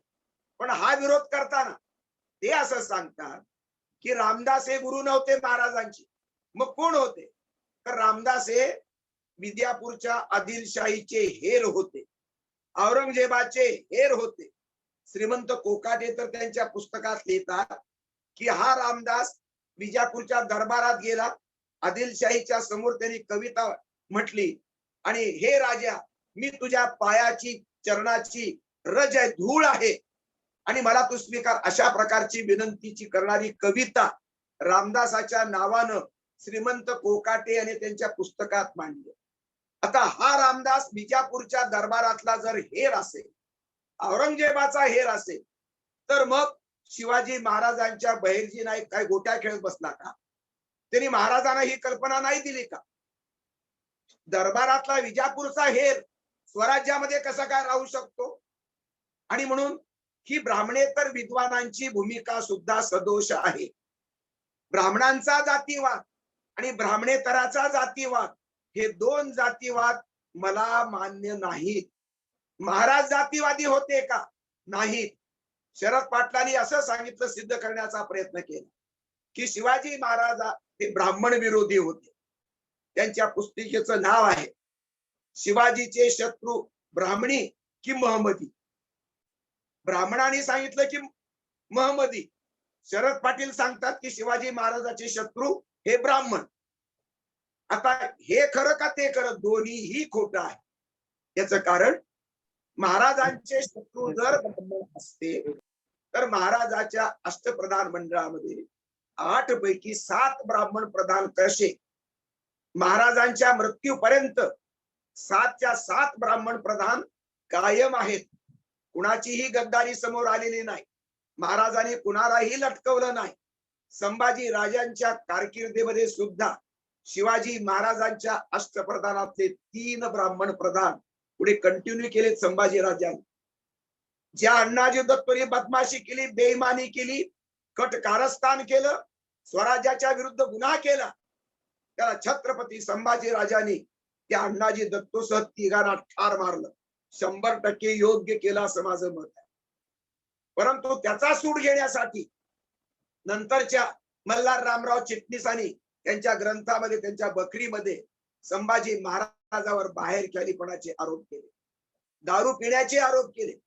9 वर्ष संभाजी महाराजांचं राज्य औरंगजेबाच्या विरोधामध्ये लढले, असंख्य लढाया केल्या आणि यश मिळवलं आणि स्वराज्याची सबंध पुढली जी कमान ती संभाजी राजांनी सांभाळली. एवढा मोठा पराक्रमी राजा दारुड्या आणि त्याला अशा प्रकारच्या बाहेरखेळीपणाच्या आरोपामध्ये जर तुम्ही गुंतवता तर लेखणी अशा प्रकारचं सदोष लेखन करणार, विषारी विचार लिहिणार हे लेखन हे पापी लोकांचं लेखन आहे असं मी मानतो. आणि मल्हार रामराव चिटणीसांच्या संबंध लेखणीवर अनेक विचारवंत इतिहासकार त्याच्यावर उभे राहिले. म्हणून ब्राह्मण्यग्रस्त ब्राह्मण परंपरा मी नाकारली. पण ब्राह्मणामध्ये सेतू माधवराव पगडी हे विवेकवादी लेखन करतात, नरहर कुरुंदकर विवेकवादी लेखन करतात, बहुजन समाजामध्ये जयसिंगराव गायकवाड विवेकवादी लेखन करतात. त्यांची माझ्या ग्रंथाला 14 पानाची प्रदीर्घ प्रस्तावना आहे. आह साळुंके विवेकानं लिहितात, आनंद घोरपडे विवेकवादाला स्मरण करून ते शिवाजी महाराजाचा इतिहास मांडतात. म्हणून दोन्ही प्रवाहातले तोल गेलेले आणि अत्यंत विष पेरणाऱ्या लेखणी बहादर इतिहासकार मी नाकारतो. दोन्ही प्रवाहात जे विवेकानं शिवाजी महाराजांचा इतिहास लिहितात त्यांना मी स्वीकारतो. मी कॉम्रेड पानसर यांना स्वीकारतो, मी नरहर कुरुंदकरांना स्वीकारतो, मी कमल गोखले आणि आनंद घोरपडेंना स्वीकारतो, मी इकडे जयसिंगराव पवारांना स्वीकारतो आणि अ.रा. कुलकर्णींना स्वीकारतो. असा हा तिसरा विवेकवादी प्रवाह शिवाजी महाराजांच्या संदर्भामध्ये मी माझ्या 436 पानाच्या ग्रंथात मी मांडलेला आहे. या ग्रंथाला छत्रपती शाहू तुमचे उदयनराजे भोसले, छत्रपती संभाजीराजे भोसले आणि माननीय शरद पवार यांच्या शुभेच्छा लेखी स्वरूपात प्रकाशित झालेल्या आहेत. 4.5 महिन्यामध्ये 2000 प्रती त्याच्या संपलेल्या आहेत. माझा धंदा नाहीये. मी शिवाजी महाराजाच्या नावानं पोट भरण्याची माझी इच्छा नाहीये, कारण मला गडगंज अशा प्रकारची माझी किल्लेदारी, माझी वतनदारी 250 गावांची, माझी गावातली कुलकर्णी पण पाटीलकी माझ्या पूर्वजांना शिवाजी महाराजांनीच दिलेली होती. ती नाळ माझी असल्यामुळं शिवाजी महाराजाच्या नावानं जे ब्राह्मण आणि ब्राह्मणेतर विद्वान एकमेकाच्या उरावर बसून एकमेकाचे गळे कापण्यासाठी प्रयत्न करतात. त्यामध्ये शिवाजी महाराजांचा इतिहास हा संबंध विस्कळीत होतोय, जाळला जातोय. महाराज जर असते तर या दोन्ही प्रवाहातल्या जातीवादी विद्वानांना त्यांचा कडेलोट केला असता. शिवाजी महाराजांचं 9वं लग्न झालं आणि ते अस्पृश्य बाईशी झालं. अशा प्रकार थाप शरद पाटील या एवढंच नाही की अस्पृश्य बाई पट्टराणी झाली आणि सोयराबाईंनी मनामध्ये राग ठेवून शिवाजी महाराजांच्या तोंडामध्ये विष ओतलं. अशा प्रकारच्या आणि शिवाजी महाराजांना ठार मारलं. इतकं तद्दन खोटी अशा प्रकारची माहिती इतिहासाच्या नावानं, सत्याच्या नावानं कॉम्रेड शरद पाटील यांनी त्यांच्या पुस्तकात दिली. मी त्याचे पुरावे दिले. शिवाजी महाराज मराठा सरदार घराण्यातले राजे होते. त्यांचं लग्न त्या काळामध्ये अस्पृश्यबाईशी कसं होऊ शकेल? हे 9वं लग्न जयसिंगराव पवार नाकारतात. हे 9वं लग्न साळुंके नाकारतात. शिवाजी महाराजांना शाक्त पंथाची दीक्षा शरद पाटलांनी दिली. शिवाजी महाराज हिंदू धर्म सोडून वामाचारी पंथाकडे कशासाठी जातील? श्री शैलच्या प्रवर मुख्या योगिनीशी शिवाजी महाराजांचा योग झाला म्हणजे संभोग झाला. अशा प्रकारची स्पष्ट भाषा आणि लेखन शरद पाटलांच्या पुस्तकात आहे. त्याचा पान नंबर, त्याचा शब्द मी माझ्या ग्रंथात नोंदला. महाराज मोगलांशी लढताना, आदिलशाहीशी लढताना, रणांगणावर आयुष्य घालवताना, रेतेची काळजी करताना, 300 किल्ल्यांची डागडुजी करताना, अशा प्रकारच्या शैलच्या प्रवर योगिनीशी योग करण्याचा अशा प्रकारचा अत्यंत वाईट प्रकार महाराजासारखा छत्रपती का करेल? त्याला पुरावा कुठे? की जी अस्पृश्य बाई लग्न झालं म्हणतात, तिचा नाव गाव नाही, तिचा पत्ता नाही, ती पोर्तुगीजांच्या दप्तरमध्ये, मुसलमानांच्या इतिहासामध्ये, इंग्रजांच्या इतिहासामध्ये कुठेही नाही. एवढंच नाही, पूर्वाश्रमीचे जो काही दलित समाज आहे, बौद्ध समाज आहे, या समाजातल्या लौकिक साहित्यामध्ये दंतकथा, तिथली काही एखादी कुठली पुराण कथा, कुठल्याही कथेमध्ये शिवाजी महाराजांची 9वी बायको अस्पृश्य होती अशा प्रकारचा नोंद, अशा प्रकारची IQ सुद्धा माहिती लोकसाहित्यात येत आहे, लोकगीतामध्ये नाही. नाहीतर आजचा दलित समाज अभिमानानं म्हणला असता की आमची 9वी राणी आमच्या समाजाची होती असं म्हटलं असतं. पण शरद पाटलांना त्यांच्या मेंदू मधलं जे काही गणित आहे, या महाराष्ट्रातली मराठा समाजाची आणि महार समाजाची संख्या लक्षात घेऊन त्या दोघांचं जर लग्न शिवरायांच्या हद्दीमध्ये त्यांच्याच कारकिर्दीत लावून त्यांच्याशीच लावलं तर मग महाराष्ट्रातलं राजकारण बदलेल. ब्राह्मणांच्या आणि हिंदुत्ववादाच्या हातातून शिवाजी महाराजांना बाजूला काढता येईल आणि शिवाजी महाराजांना फुले शाहू आंबेडकरवादी बनवता येईल. हा अत्यंत चांगला ध्यास, चांगला ध्येयवाद शरद पाटलांच्या मेंदूमध्ये. पण तुमच्या मेंदूमध्ये जे आहे ते तुम्ही शिवाजी महाराज मेल्याची खात्री करून त्यांच्या इतिहासावर तुम्ही जर कलम करत असाल तर तो खरा इतिहास कसा? जिजाबाईंनी अस्पृश्यबाईशी लग्न कसं करू दिलं? दुसरं, ज्या सोयराबाईंनी विष घालून आपल्या नवऱ्याला मारलं असं तुम्ही लिहिता, त्या सोयराबाईला किती बदनाम करतायत. महाराजांची राणी, राजारामाची आई, आपला मुलगा 10 वर्षाचा असताना आपल्या कपाळावरचं कुंकू पुसण्याचा पराक्रम, अशा प्रकारची विकृती सोयराबाईच्या मनात काय येऊ शकेल, कशी येऊ शकेल?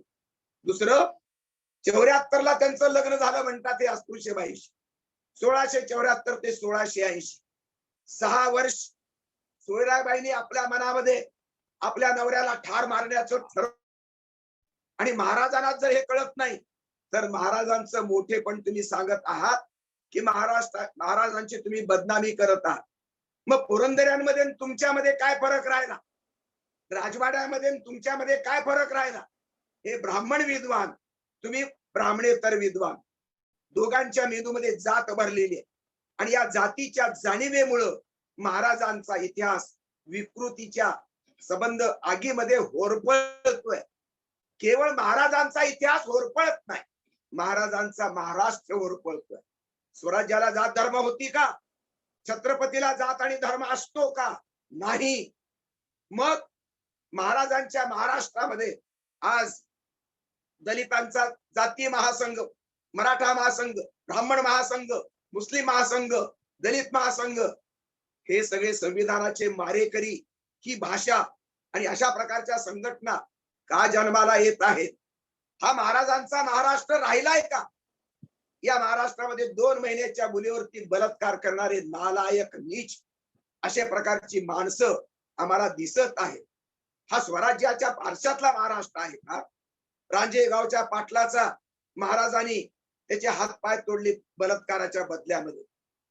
आणि रामदासाला मामा देशमुख म्हणतात की तो रंडीबाज होता.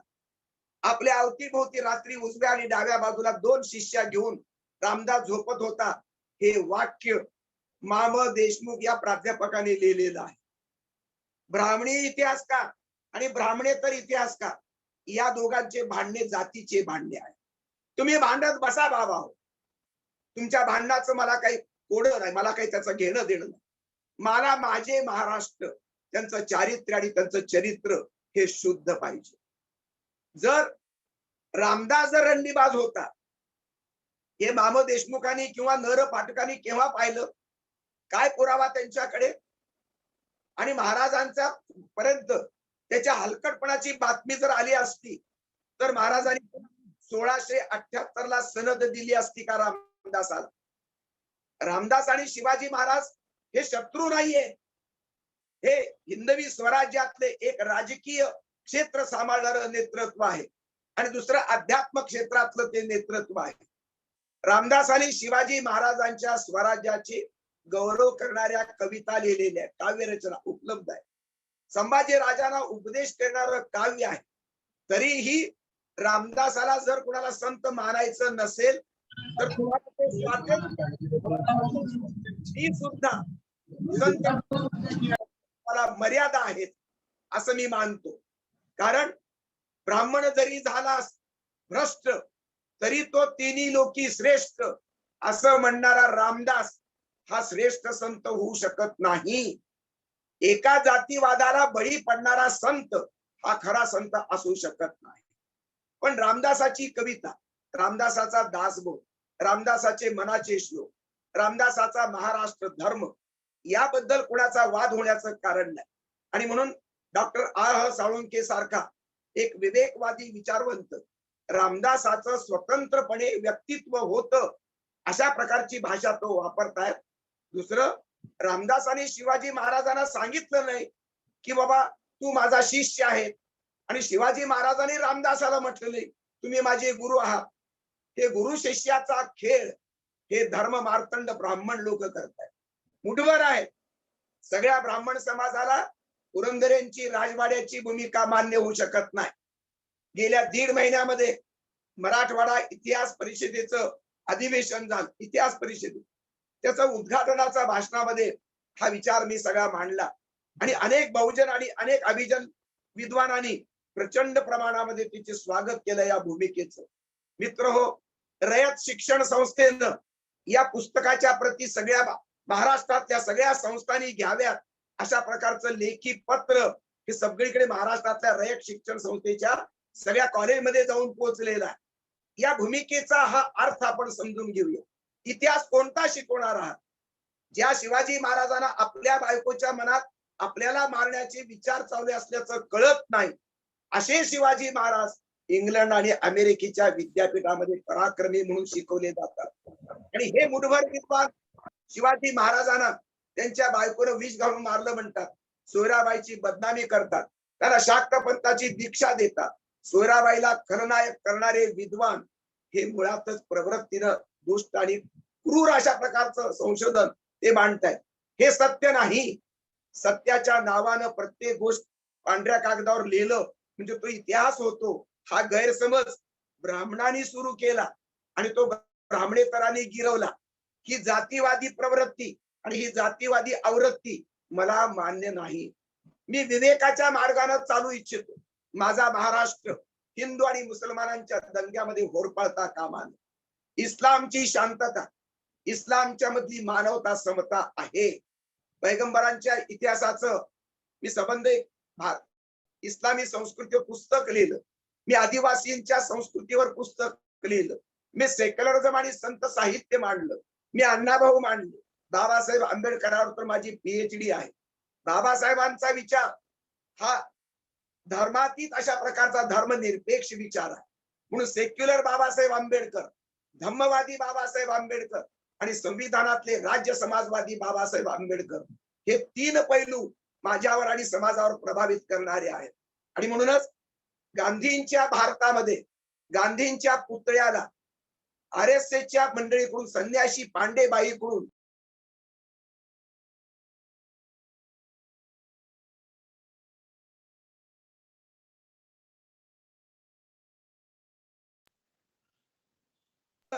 मेल्यानंतर सुद्धा गांधीतला महात्मा जर ही पांडेबाई संन्याशीनी जर गोळ्या घालून त्या पुतळ्याला मारून रक्ताच्या थारोळ्यात जर गांधींचा पुन्हा तो पुतळा जर भिजवत असेल तर या विकृतीला आपण काय म्हणणार आहोत? महाराष्ट्रामध्ये आणि देशामध्ये नथुराम गोडसेचे पुतळे उभा करण्याचं, त्याचं मंदिर बांधण्याची कुरूप विकृती काही लोक करत आहेत. नथुराम गोडसेला देशभक्त म्हणणार असाल, त्याचं मंदिर बांधणार असाल, तर गांधीतल्या महात्म्याचं तुम्ही काय करणार आहात? या देशातली काँग्रेस गांधीवादी होती. गांधींच्या महात्मेपणाची फारकत झाल्यानंतर मग काँग्रेसला वाईट दिवस आले. आता तरी काँग्रेसनं जागृत व्हावं, गांधीतला महात्मा सांगावा, शिकवावा, रुजवावा, पेरावा. गांधीशिवाय देशाला पर्याय नाही आणि काँग्रेसलाही भवितव्य नाही. काँग्रेसचं भवितव्य देशाशी जोडलेलं आहे आणि देशाचं भवितव्य सेक्युलर प्रवाहाशी जोडलेलं आहे. आणि म्हणून गोडसेचा नीचपणा, गोडसेचं पाप हे पुण्यामध्ये रूपांतरित करणं हे या देशाला परवडणार नाही. मुठभर जातीवादी शक्ती गोडसेचं उदात्तीकरण करताय. आमचे काही नाटककार गोडसेच्या नावानं संबंध उदात्ती करून त्याचा जय जयकार करताय. गोडसेच्या नीचपणाचा जय जयकार म्हणजे राष्ट्राचं विघटन, राष्ट्राच्या भवितव्याला धोका, राष्ट्राचं सार्वभौमत्व हे संपवण्याची अत्यंत वाईट कुटील अशा प्रकारचा डाव पेच आहे. आणि म्हणून नवी पिढी घडवताना भारत विद्यालय असो किंवा शिवाजी महाराजांच्या नावाचं हे महाविद्यालय असो, या सर्व शिक्षकांवरती त्यांच्या समोर आव्हान आहे. कोणते महात्मा गांधी सांगा, देशभक्त महात्मा गांधी सांगणार की देशभक्त म्हणून नथुराम गोडसेला तुम्ही मान्यता देणार? हा प्रश्न शिक्षकांच्या समोरचा आहे, प्राध्यापकांच्या समोरचा आहे, शिक्षण तज्ञांच्या समोरचा आहे आणि राजकारणी लोकांच्या समोरचा पण आहे. उजव्या गटाने विवेकानंद घेतला, शिवाजी महाराज घेतले, आंबेडकर आणि महात्मा फुले घेतले आणि डाव्या गटाकडनं सगळं तात्विक सामर्थ्य उजव्याने बेरजेमध्ये, ही बेरीज लबाडीची आहे का खरी आहे याची तपासणी करावी लागेल. आमचे महापुरुष कोणते? दुसरी गोष्ट, एक महापुरुष पुरेल का? गांधी असेल, विवेकानंद असेल, बुद्ध असेल, महात्मा गांधी असतील, महात्मा फुले असतील, बसवेश्वर असेल, सॉक्रेटिस असेल किंवा तुमच्या महावीर असतील किंवा आपले कोणते सगळ्या पंथांचे जे काही मानदंड आहेत हे सगळे एकत्र केल्यावर सुद्धा मानवी कल्याणाचा प्रश्न अजूनही सुटत नाही. मग आंबेडकर वेगळे केले, शिवाजी महाराज वेगळे केले तर मग या देशाच्या भवितव्याचा प्रश्न सुटेल का? सुटणार नाही. पण माझं मत आहे, जे नवीन जाणकार आहेत, नवी पिढी जी घडवायची आहे ती एक महापुरुष एक धर्म मानणारी पिढी नको. शिवाजी महाराजांमध्ये बाबासाहेबांची बेरीज करा, कारण शिवाजी महाराजांनी रानड्यांचा गौरव केला. सॉरी, बाबासाहेब आंबेडकरांनी रानड्यांचा गौरव केला, रानड्यांनी शिवाजी महाराजांचा गौरव केला, तुकारामाचा गौरव केला. संत आणि महापुरुषांना जात नसते, पण जातीच्या पलीकडे, धर्माच्या पलीकडे जाऊन सर्व संत एकात्म करा. सुफी संत आणि वारकरी संतांची बेरीज करावी.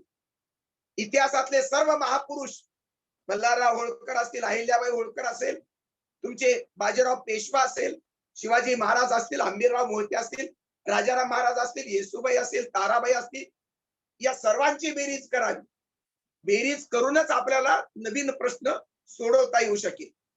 बुद्ध निरेश्वरवादी पण ईश्वरवादी असणाऱ्या हिंदू धर्मातलं उपनिषदाचं तत्वज्ञान आणि ज्ञानेश्वरीतलं सूत्र आंबेडकरांनी बहिष्कृत भारतात लिहिलं. तुकारामाचे अभंग हे छापले गेले आंबेडकरांच्या पुस्तक तुमच्या वृत्तपत्रामध्ये. हा बाबासाहेबांचा आणि संतांचा संवाद, बाबासाहेब आणि रानड्यांचा संवाद. बाबासाहेब आणि गांधी मधला काही संघर्ष नक्की झाला, पण दलित समाजामध्ये गांधीला शिव्या घालतात, हा करंटेपणा आहे, हे अज्ञान आहे. दत्ता भगत हे तुमच्या मराठवाडा विद्यापीठात होते, त्यांनी एक घटना मला सांगितली, लिहून दिलेली आहे. गांधीला गोडसेने गोळ्या घालून ठार मारल्यावर बाबासाहेब म्हणाले, त्यांना ही वार्ता कळाली, सोहन शास्त्री नावाच्या त्यांच्या पीएने सांगितले, माणसानं एवढं चांगलं असू नये. हे बाबासाहेब आंबेडकर गांधीबद्दल बोलतायत.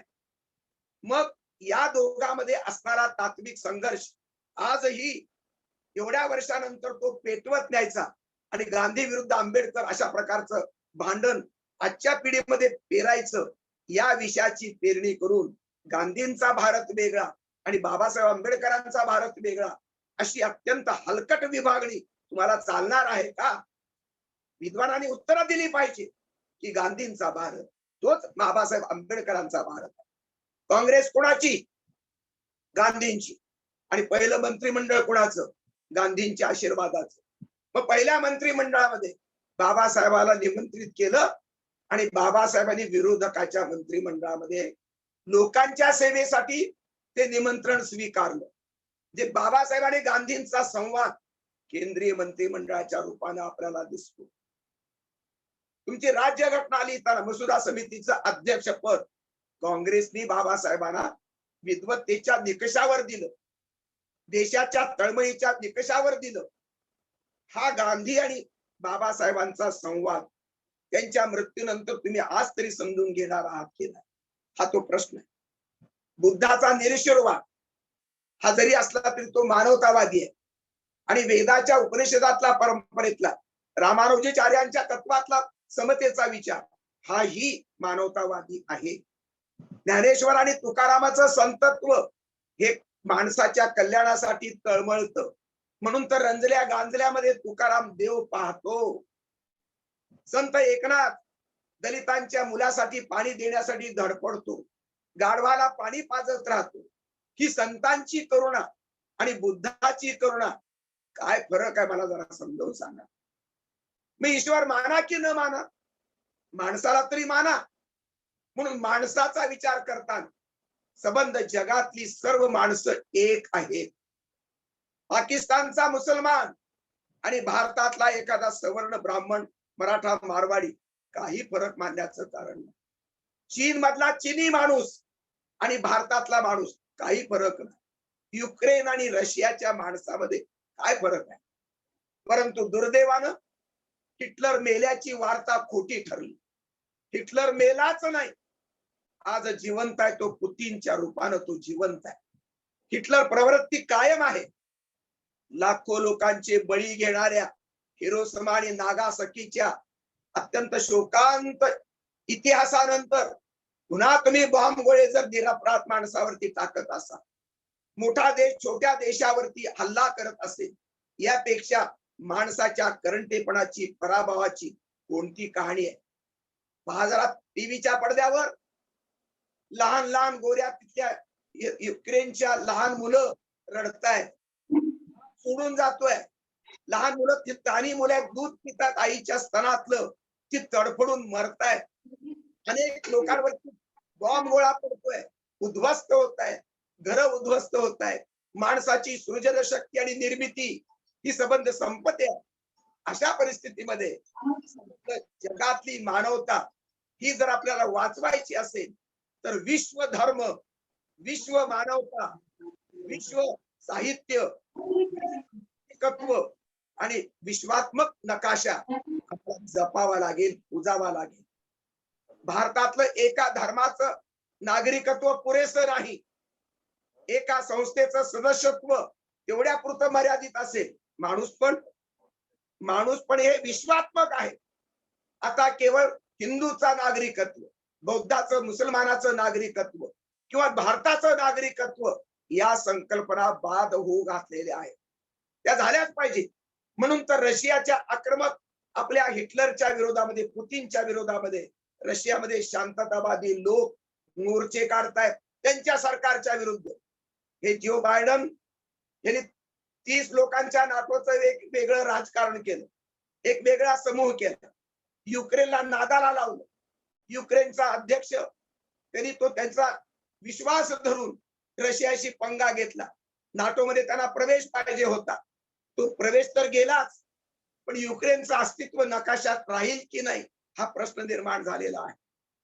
अनेक तिथे लढे होत आहेत, काही रशियन सैन्य मरत आहे आणि काही युक्रेनचे तर प्रचंड नुकसान झालंय.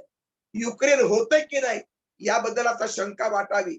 इतिहास जमा होणार युक्रेन हा संबंध मानवी समाजाचा पराभव आहे. प्रयोगशाळेमध्ये बॉम्ब गोळे निर्माण करणारे, मिसाईल निर्माण करणारे शास्त्रज्ञ यांचं डोकं ठिकाण्यावर आहे का आणि होतं का?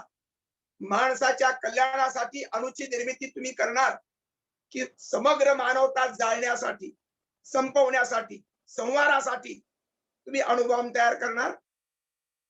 हिटलरच्या, बायडनच्या आणि जिनिपिंग तुमच्या चीनच्या पंतप्रधानाच्या, राष्ट्रपतीच्या दावणीला शास्त्रज्ञाचे मेंदू जर तिथे बांधले जात असतील आणि शास्त्रज्ञाचा विवेक हा जर संपून जात असेल, खलास होत असेल, तर शास्त्रज्ञाच्या बुद्धिमत्तेचा अर्थ कोणता? आणि म्हणून कलावंतासमोरचं हे आव्हान आहे, प्रतिभावंतासमोरचं आव्हान आहे, शिक्षण सम्राट आणि शिक्षण तज्ञासमोरचं हे आव्हान आहे, जगातल्या सुशिक्षित समाजासमोरचं आव्हान आहे.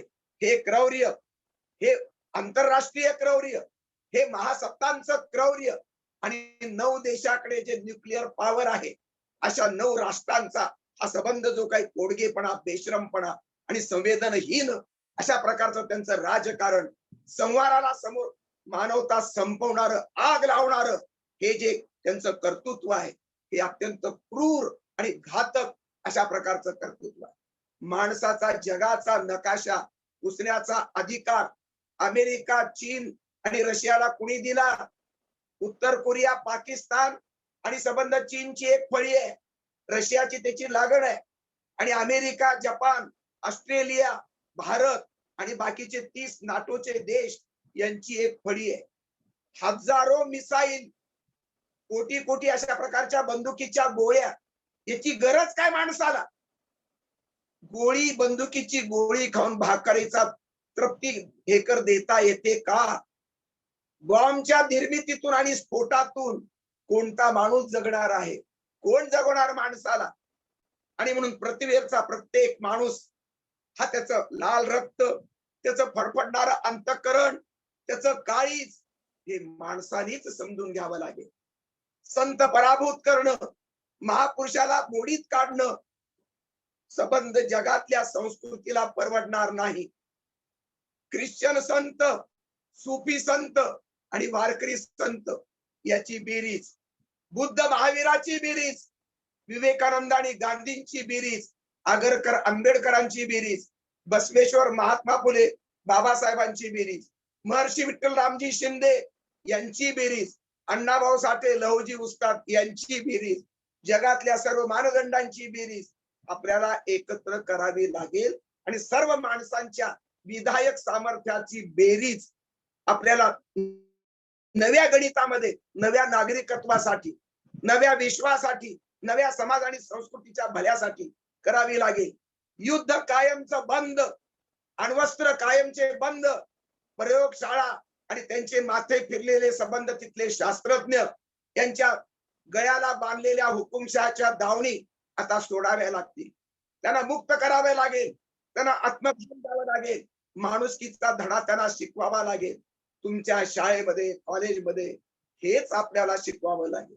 नवा माणूस घडवण्यासाठी शिक्षणामध्ये आमूलाग्र क्रांती हवी, समाजाच्या संस्कारामध्ये आमूलाग्र क्रांती हवी. आता भारतातला माणूस एका धर्माचा राहून चालणार नाही, तो सर्व धर्माचं चांगुल पचवणारा नवा माणूस पाहिजे आहे. आणि हाच नवा माणूस उद्याच्या जगाला, सर्व देशाच्या नकाशाला त्याच्या सीमा बाद करून सर्व माणसाला तो एकात्मतेचा न्याय देईल. सर्व धर्माचं सह अस्तित्व, सर्वांचं सहजीवन अर्थपूर्ण करायचं असेल तर आता माणसानं माणसाच्या छाताडावर बसून गळा कापण्याच्या ऐवजी गळ्यात गळा घालून आभाळाला आजोबा जमिनीला आजी मानून गुण्या गोविंदानं माणसाच्या जगात माणसाचं गाणं गात माणसासारखं माणसानं राहावं हा धडा 2022च्या अशा प्रकारच्या प्रबोधन कार्यातून, शिक्षणातून, संस्कृतीच्या संस्कारातून, राजकारणातून, कृषी व्यवस्थेमधून, ज्ञानाच्या परंपरेतून, विज्ञानातून, तत्वज्ञानातून, ज्ञानातून, अध्यात्मातून आपल्याला नवा माणूस घडवावा लागेल. आमची पिढी करप्ट निघालेली आहे. आम्ही बदमाश आहोत, आम्ही अपूर्ण आहोत, आम्ही नालायक आहोत. लायक माणसाच्या शोधामध्ये मी आहे. असा लायक माणूस माझ्या कधी काही 2-3 महिने मी ज्या शाळेमध्ये शिकलो त्या शाळेच्या प्रांगणात जर निर्माण होऊ शकला, निदान त्या दृष्टीनं तिथले प्राचार्य जाधव, डॉक्टर धनाजी थोरे आणि त्यांचे सर्व सहकारी त्यांच्या उपाध्यक्षाच्या जन्मदिवसाच्या आनंदी सोहळ्यामध्ये या नव्या माणसाच्या स्थापनेचा, संकल्पनेचा, निर्मितीचा संकल्प करून अशा प्रकारचे प्रबोधनाचे विधायक कार्यक्रम जर करू लागतील तर मला या संस्थेचा गौरव करणारा मला आनंद वाटेल. मी आज आभासी पद्धतीनं या संस्थेचा गौरव मी केला. मला प्रत्यक्ष या संस्थेमध्ये येऊन हजारो विद्यार्थ्यांच्या समोर ही माझी भूमिका मांडायला मला आवडेल. माझ्या जीवनाचा आणि माझ्या मरणापर्यंतच्या क्षणाचा हा माझा ध्यास आहे, हा माझा ध्येयवाद आहे. आणि म्हणून सर्व धंद्यांच्या मध्ये अडकलेल्या माणसाचं माणूस पण बाजूला ठेवून नव्या जाणीवेतून, नव्या उर्मीतून, नव्या प्रबोधनाची सूत्र आपल्याला समाज आणि संस्कृतीच्या उभारणीमध्ये पेरावी लागतील. जुनं प्रबोधन चुकले, जुनं प्रबोधनाच्या परंपरा, ज्ञानाच्या परंपरा आउटडेटेड झालेले आहेत. आपल्याला नव्या प्रबोधनाची सूत्र, बेरजीची सूत्र आणि संबंध मानदंडांची एकात्म अशा प्रकारची सहजीवन आणि सहअस्तित्वाची नवी शिकवण आपल्याला द्यावी लागेल. तशा प्रकारची भूमिका विद्यापीठी अभ्यासक्रमात, बालवाडीच्या अभ्यासक्रमात आणि व्याख्यानमालेच्या प्रबोधन कार्यामध्ये जर संपूर्ण समाजाच्या पातळीवरती आपण करू शकलो आणि त्या नांदीचा भाग जर आमच्या शिवाजी शिक्षण संस्थे भारत विद्यालयाच्या प्रांगणातून जर होत असेल तर त्याचं स्वागत आहे. या सर्व संदर्भामध्ये आमचे जे तरुण अश्लेष भैया आहे त्यांच्या वाढदिवसाचा आनंदी सोहळा मी अत्यंत आनंदाने त्यामध्ये सहभागी होऊ इच्छितो. संस्थेच्या सर्व मागच्या आणि पिढीतल्या आणि आजच्या सर्व पिढीच्या सर्व कोरे कुटुंबियांचं, त्यांच्या विधायक योगदानाचं मी जाहीरपणानं मुक्त कंठानं त्यांचा गौरव करतो आणि अश्लेष भैयाच्या वाढदिवसाला शुभेच्छा देऊन प्राचार्य आणि आमचा धनाजी आमचा थोरे या सर्वांच्या सद्भावनापूर्ण या संबंध उपक्रमाला मी शुभेच्छा देऊन आपल्या सर्वांच्या बद्दलची मी रजा घेतो. जय महाराष्ट्र, जय भारत, जय जगत. धन्यवाद.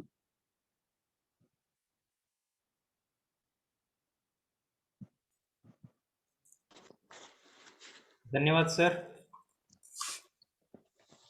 अगदी मन गहिवरून यावं.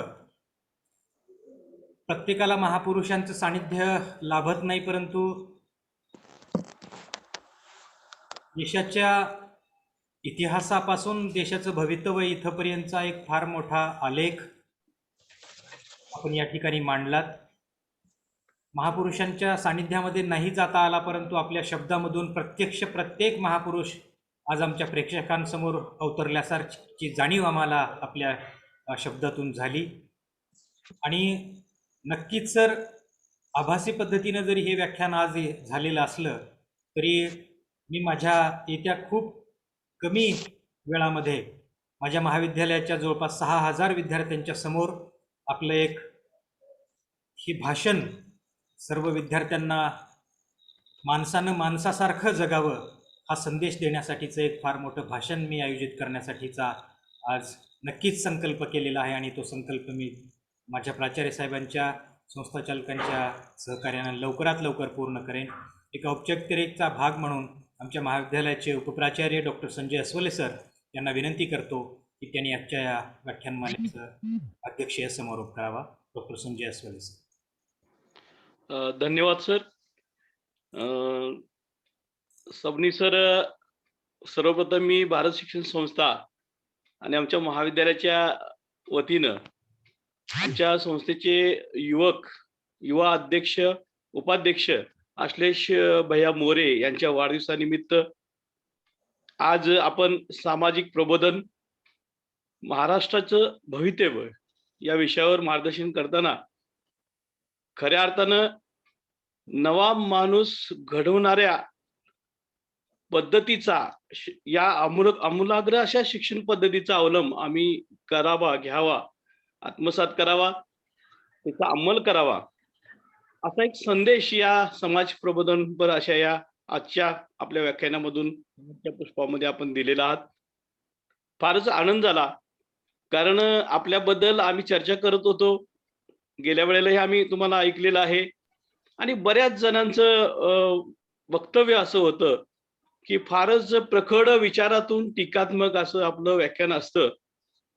पण आपलं व्याख्यान म्हणजे आम्ही आजपर्यंत जे शिकवत आलेलो विद्यार्थ्यांना आपण शिकवत आलेलो आहोत, आम्ही जी शिक्षण पद्धती देत आलेले आहोत त्याच्यामध्ये आमूलाग्र असे बदल करावे लागणारच आहेत. आणि आज जे युक्रेनमध्ये घडतंय किंवा आज जे महाराष्ट्रामध्ये घडतंय, आपल्या भारतामध्ये घडतं आहे की मुठभर जातीवादी शक्ती असतील, एखादा माथेपुरो असेल किंवा एखादा धर्मकांड असा करणारा व्यक्ती असेल, कडव्या विचाराला खत पाणी घालणारा असेल, इतिहास बदलवायला निघालेली माणसं आहेत, महापुरुष बदलायला निघालेली माणसं आहेत, त्या महापुरुषांच्या विचारांची थट्टा करणारी माणसं आहेत. त्यातून आमच्यासारख्या शिक्षण देणाऱ्या आमच्या प्राध्यापक असेल, शिक्षक वर्ग असेल आणि आमच्या हाताखाली शिकणारे विद्यार्थी आहेत, त्यांनी काय कोणाकडे बघायचं? हा संभ्रम जो आहे तो आजच्या समाज व्यवस्थेमध्ये 100% निर्माण झालेला आहे. आणि आजचं व्याख्यान आपलं, या व्याख्यानातून खऱ्या अर्थाने एक उलगडा झाला की अनेक धर्म आहेत, अनेक जाती आहेत, अनेक विचार आहेत आणि त्या विचारांच्या संग्रह, त्याचा अभ्यास, त्याचे पुरावे देत असताना मला फार आनंद झाला की अगदी संत ज्ञानेश्वरांपासून ते अगदी अण्णाभाऊ साठे असतील किंवा हे विचार आपले समाजसुधारक असतील, साहित्यिक असतील, यांच्यापर्यंत सर्वांचे तुम्ही दाखले दिले.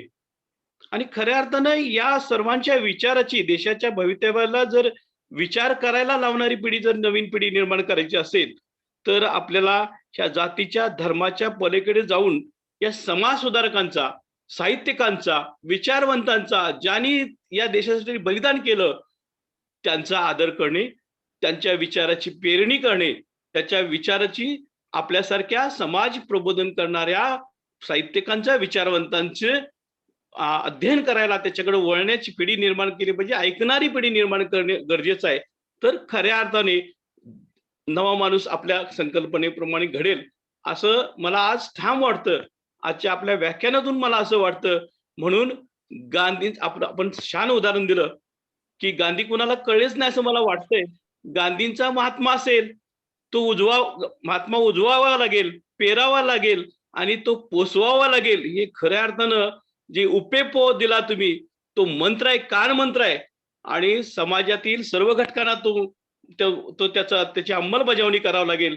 तर खऱ्या अर्थानं हे विचारवंत, हे महापुरुष, छत्रपती शिवाजी महाराज असतील, महात्मा गांधी असतील, आंबेडकर असतील किंवा आणि जी काही चळवळीची लोक असतील, छत्रपती शाहू महाराज असतील. मी शाहू महाराजांच्या नगरीत, शाहू महाराजांच्या घरापासून 250 मीटर अंतरावर माझं घर आहे कोल्हापूरमध्ये आणि शाहू फुले आंबेडकरांच्या, महात्मा फुलेंच्या विचाराने प्रभावित झालेले आम्ही माणसं. खऱ्या अर्थानं आम्ही गेली 20 वर्षे महाविद्यालयामध्ये हेच विचार पेरण्यासाठी मानवी हक्क विभाग सुरू केला. 2012ला आंतरराष्ट्रीय मानवी हक्क परिषद आम्ही भरवली आणि त्यासाठी आता जे अश्लेष भैया मोरे, त्यांचे वडील शिवाजीदाजी मोरे यांनी मोठा पुढाकार घेतला आणि जवळजवळ 1250 पार्टिसिपंट आपल्या इथं आलेले होते. 27 देशाचे प्रतिनिधी आले होते. मानवी हक्क आयोगाने आम्हाला सहकार्य केलं होतं. आजही आम्ही या मानवी हक्क विभागाच्या वतीनं हे आम्ही सर्टिफिकेट प्रमाणपत्र कोर्स सुरू करतो आहे. अशा पद्धतीचे उपक्रम या आमच्या भारत शिक्षण संस्थेमध्ये चालतात.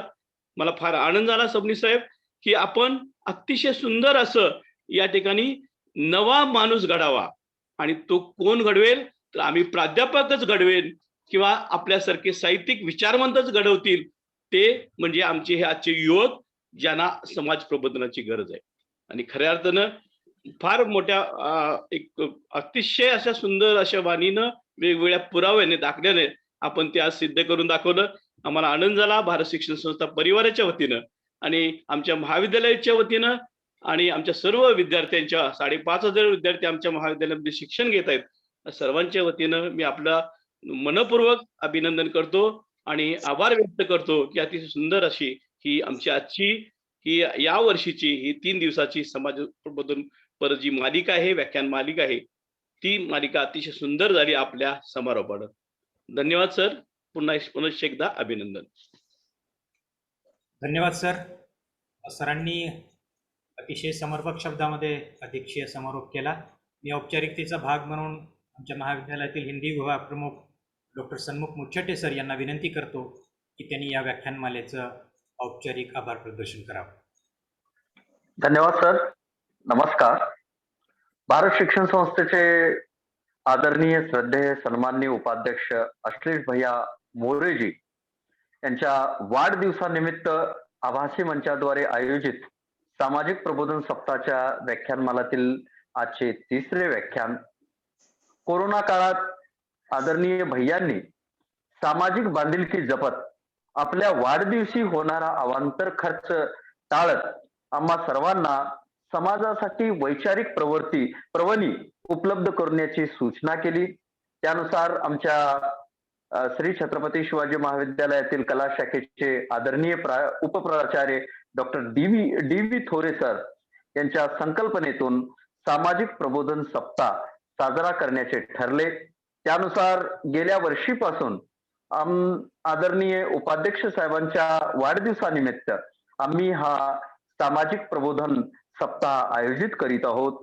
हे वर्ष या सामाजिक प्रबोधन सप्ताहाचे 2रे वर्ष आहे.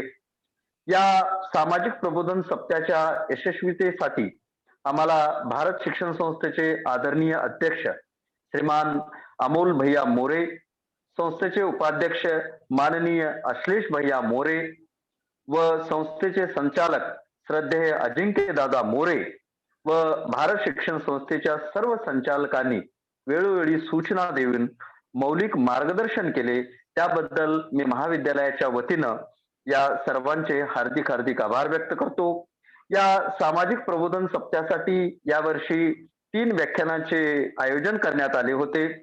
त्यातील प्रथम व्याख्यान ॲडव्होकेट वर्षा देशपांडे सातारा यांचे महिला सक्षमीकरण 21व्या शतकातील गरज आणि वास्तव्य याच्यावर आयोजित करण्यात आले होते. 2रे व्याख्यान माननीय विवेक सौताडेकर लातूर यांचे छत्रपती शिवाजी महाराज आणि धर्मनिरपेक्षता यावर आयोजित करण्यात आले होते. 3रे व्याख्यान माननीय श्रीपाल सबनीस औरंगाबाद यांचे सामाजिक प्रबोधन आणि महाराष्ट्राचे भवितव्य या विषयावर आयोजित करण्यात आले होते.